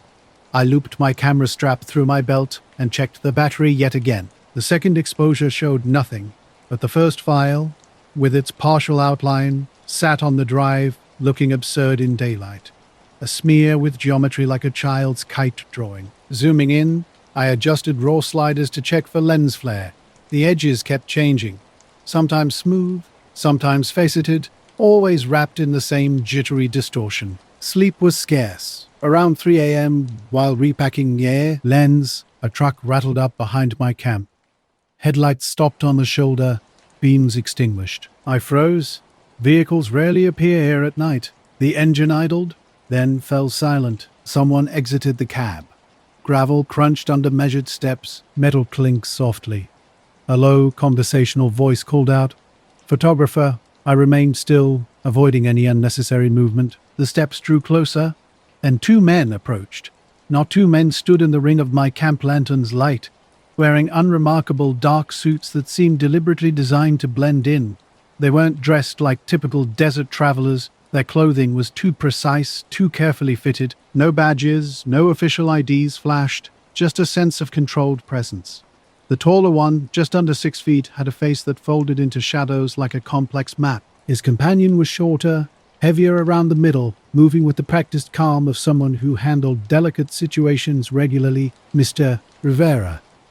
The thinner man stated without introduction, "Where were the government office?" I hadn't shared my name. The dirt road had been empty all day. My throat went dry.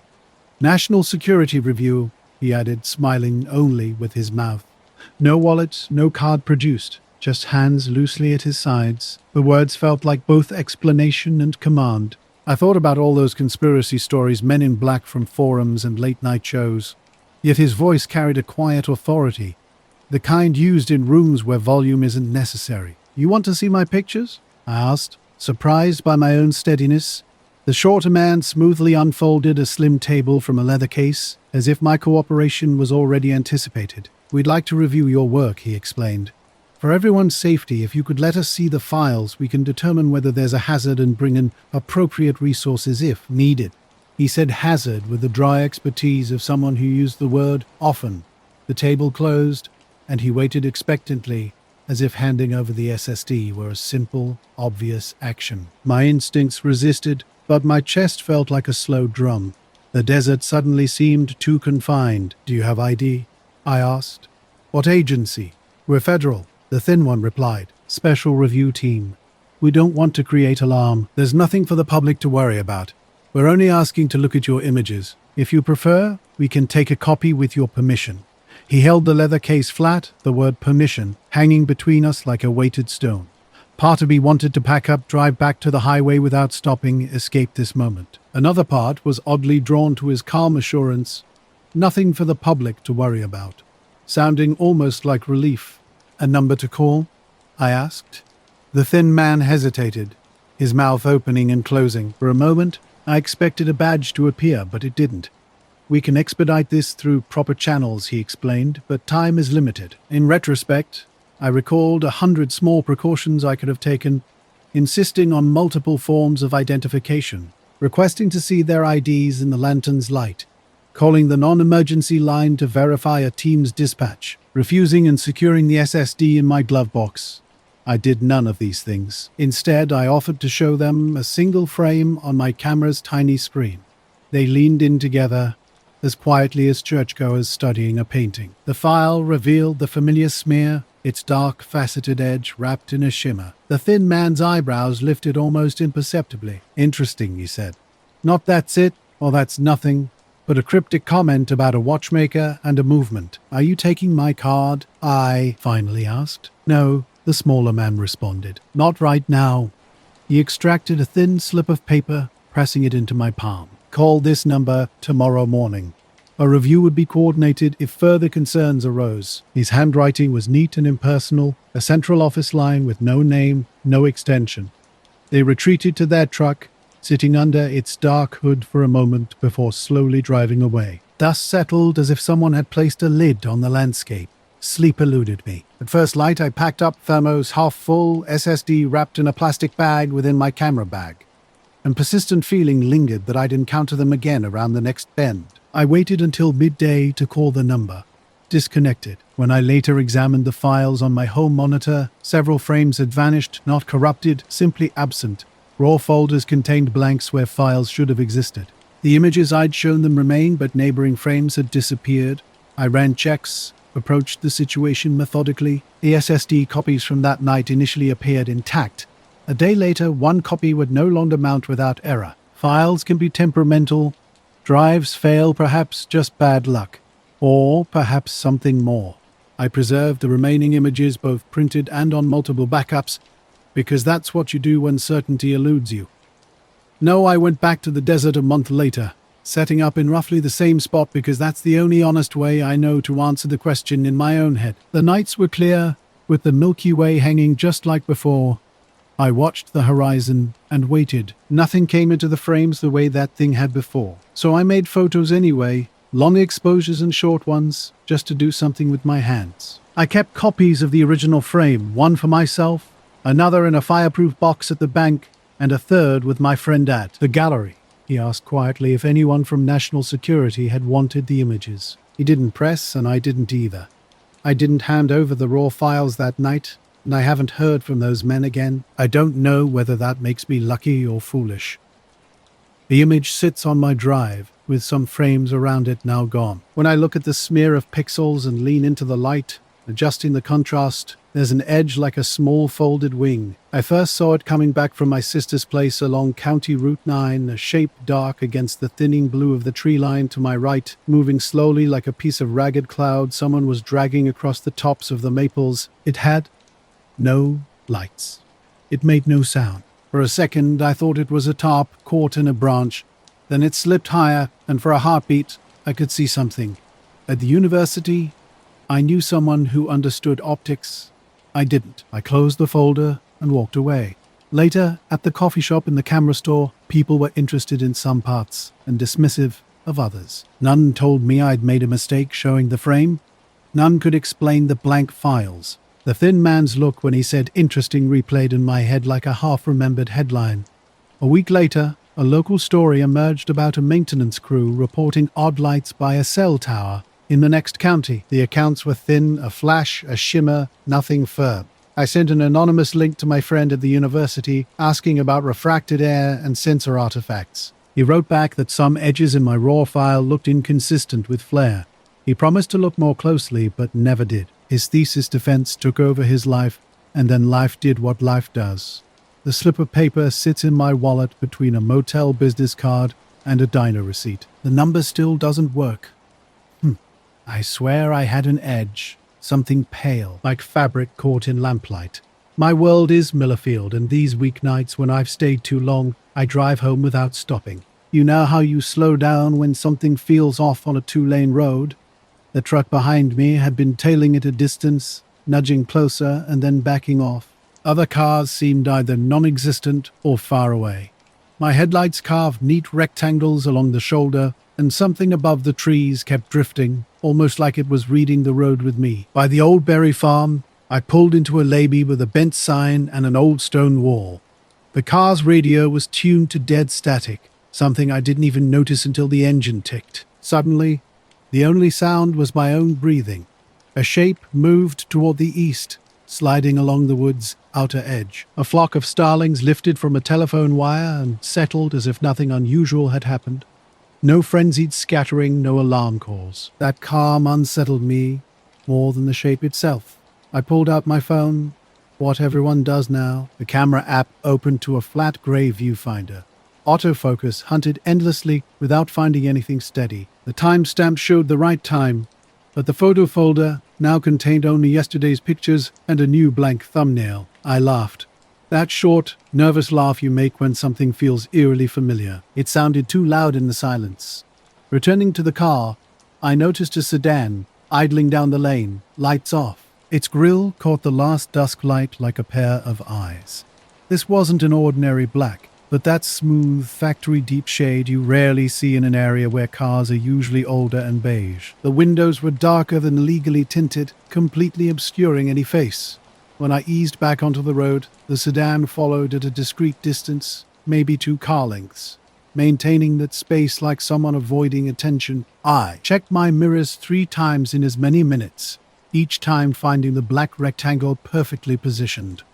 At first, I tried writing it off as coincidence. The driver might have turned the same way, could be a late-night delivery person or a bored neighbor. But then my phone lost signal, bars dropping from 3 to none in about 10 seconds.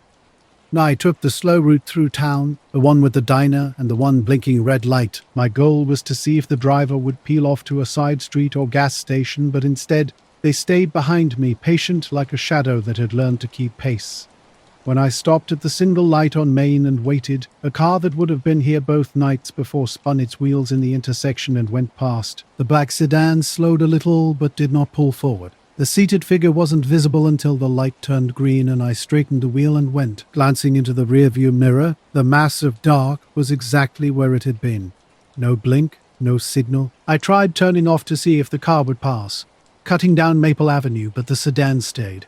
I turned up the radio and tuned to the classical station I sometimes play to keep the late-night highway from feeling too empty. The string quartet came through for a few bars, then the music dropped out.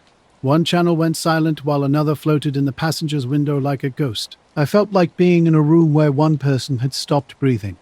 At the edge of Miller's Field, there's a strip of newer houses and a wisp of streetlight that felt like civilization to me. I made the turn toward the high school, toward the little circle of parking lot lamps and the marbled reflection of its sign. The sedan stayed back, notched a length, and kept it. For a moment, I considered throttling down to stop on the shoulder and see what would happen. But then I thought of saying to strangers later how smart that would sound, and some small practical muscle in me wanted to be home and in bed rather than right here waiting to be noticed. At the Walgreens on Oak, I parked under a floodlight and got out, walking up to the automatic doors with my phone in my fist. The air felt thicker, the night pressing down like a lid. The sedan pulled into the lot and idled behind a delivery truck as if it had no business parking under the light. When I came back out with the paper bag from the pharmacist, the car was still there. 2 men emerged in dark coats, no hats, walked around the sedan in the kind of practiced silence you hear in movies. They carried no lumps, no backpacks, and moved with that odd synchronized step that makes you think. The GPS went from the polite blue line to a tiny spinning wheel. I don't know why that mattered so much. I did. The road was familiar, but my head started making room for what-ifs. 2 men were standing in the Walgreens parking lot when I crossed it. One of them faced me directly, a man in his 40s with short hair and a crisp, expensive suit that didn't wrinkle. The other man had his face turned away, but even from that angle, his jawline looked hard. The man looking at me held my gaze briefly before offering a small, quiet nod. It wasn't unfriendly, just neutral. No theatrical gestures, no one called my name. But I felt like something had been communicated without words. "Everything okay?" he asked. His voice as ordinary as someone checking out groceries. I answered, "I'm fine, just heading home." He nodded slightly, as if reading an invisible map. "Keep to the main roads tonight," he said. "Avoid the ridge if you can." The instructions sounded like something an officer might say, but no uniform backed it up. The words were both neutral and precise. Stay on main roads, don't take the test. Ridge? Normally, I rarely drove the ridge at night, but tonight I had planned to. It's shorter, prettier, curling along a hollow with a view of the entire valley on clear nights. I told myself his advice was helpful, maybe even well-intentioned. We stood under the Walgreens sign like strangers accidentally meeting during an errand. His eyes were an unremarkable color, like old coins. In that moment, I realized I didn't know his name, and I didn't need to. The sedan's windows were closed, air conditioning humming. A trash truck compacted garbage somewhere down Oak Street, its sound filling the space between us like a reminder that life continues. I said thanks and walked to my car. I drove right toward the highway instead of left toward the ridge. The black car pulled out behind me but kept its distance. Just before the bridge, It turned down a side street with such quiet certainty that I understood it hadn't been following me to pressure me, just to observe my choice. I was bothered by the relief I felt when its taillights disappeared. At home, the house seemed too bright when I turned on the porch light. Nine was standing on my porch, surrounded by an old bike and my dog, with the lingering taste of late-night cereal on my breath. My hand rested on the screen door like some kind of protective charm. After stepping inside, I locked the deadbolt and settled onto the couch, letting the television fill the room with an ordinary light. Days later, I pieced together the story for my sister during a phone call. A shape hovering over trees, a glitching phone, a black car following. These fragmented details emerged slowly. She urged me to contact the police or the sheriff, but I hesitated. What would I tell them? I had no concrete evidence, just a blurry image, and the memory of a polite man advising me to stick to main roads. The local farmer who runs the berry field down the lane visited me with a crate of strawberries. His laugh was strange, part dismissive, part cautionary. It was a look that seemed to say, "Watch yourself," without saying the words directly. My phone mysteriously returned to normal, and the photo folder contained that blank thumbnail I hadn't deleted. Sometimes I'd open that thumbnail and stare, trying to recall the edge of something glimpsed in the trees. A small, steady feeling lived under my skin, like a held breath. For a week, I religiously followed the main roads, partly due to the calm, practical tone of the man's voice, and partly out of an unexplained desire to obey his polite instruction. At night, I'd occasionally drive to the ridge, more out of habit than courage. I'd park at the overlook, watching valley lights and reassuring myself that the sky could be ordinary. Some nights revealed nothing, just crickets and distant highway lights. Other times, a thin smear would appear briefly, vanishing before I could confirm its existence. These mysterious watchers, if they were watching at all, never openly threatened anyone. They left only a memory, a suggestion, a shadow that seemed to match my movements until I chose a different path. The night I didn't return to the ridge, the car didn't follow when I turned toward the lit streets. Now I lock my doors a little earlier and keep the porch light burning until dawn. I take the long way home wondering whether these men were trying to warn me or guide me, and uncertain which possibility would be worse. All that remains is a blank thumbnail and the memory of two men in sharp coats offering a calm, inexplicable instruction. Nights on the water have their own rhythm. I'm Eddie Morales, and I fish when the town sleeps and restaurants aren't buying. That night, the air was heavy with salt and wet rope, a low fog rolling in from the D headlands. My skiff drifted where the current carried me as it always does in late September, when the river feeds the harbor full-mouthed. Ladder lights on, a small thermos of coffee tucked under the bow, and the radio humming softly in the console. Then I saw them. First, just a light maybe a half-mile out. I thought it was a headlamp on a dinghy, but more appeared soft like lures bouncing on the water's surface. They rose slowly, steadily, not bobbing, but lifting straight up. 20, maybe 30 feet high, hovering in the fog without a sound. These weren't navigation lights. They were pale blue, constant and unblinking. One broke away, cutting a diagonal path through the mist like a pencil dragging across grey paper. The others stacked above the sea, a constellation coming undone. My coffee thermos cracked the silence as I swallowed. My hands remained steady on the skiff, but my chest felt tight. That feeling you get when you've witnessed something impossible. The fish finder went quiet, not dead silent, but a thin flat beep where movement usually danced. The school of cormorants slid off the water like a black hand being pulled away. They circled, then left. The lights remained. Then, as if someone had released a net, they lifted straight up into the fog, pale dots dissolving until only the normal night and the low roar of tide hitting the breakwater remained. I fumbled for my phone, trying to capture video. But some things can't be captured, can't be explained. Just remembered like a half-remembered dream on odd nights when the sky is clear. The fog thickened like soup as I eased back toward the dock. My lines slack in a way that spelled trouble. My phone had dropped from 12% battery to dead faster than I could mutter. What the hell? Just another moment to laugh off the betrayal of devices. Two men stood by the pilings, dark against the sodium. Lights. Their suits were so black they seemed to consume any light around them. One carried a raincoat draped casually over his arm, despite no sign of rain. Their shoes gleamed with a clean rubber shine that suggested they'd never touched mud. They weren't talking or laughing, just watching me guide my boat in and trim the lines. Their approach was direct. 2 measured paces that brought them alongside me without any sideways movement. The taller one wore a smile that had clearly been practiced many times but never used to convey actual warmth. "You out late?" he asked. Both men turned their gaze back to the water as if we were all viewing the tides right for it. My hands felt slow as I cinched the cleat. The fog seemed to drag sounds toward the harbor, creating an illusion of privacy in this public space. "We saw lights," the shorter man said, each syllable carefully weighted. "Marine life," he continued, his tone suggesting more than simple observation. "And I apologize, but it seems that the original text you intended to share is incomplete or cut off. Could you please provide the full original text that you want me to rewrite? Once I have the complete text, I'll be happy to help you restructure it while maintaining its original meaning and information."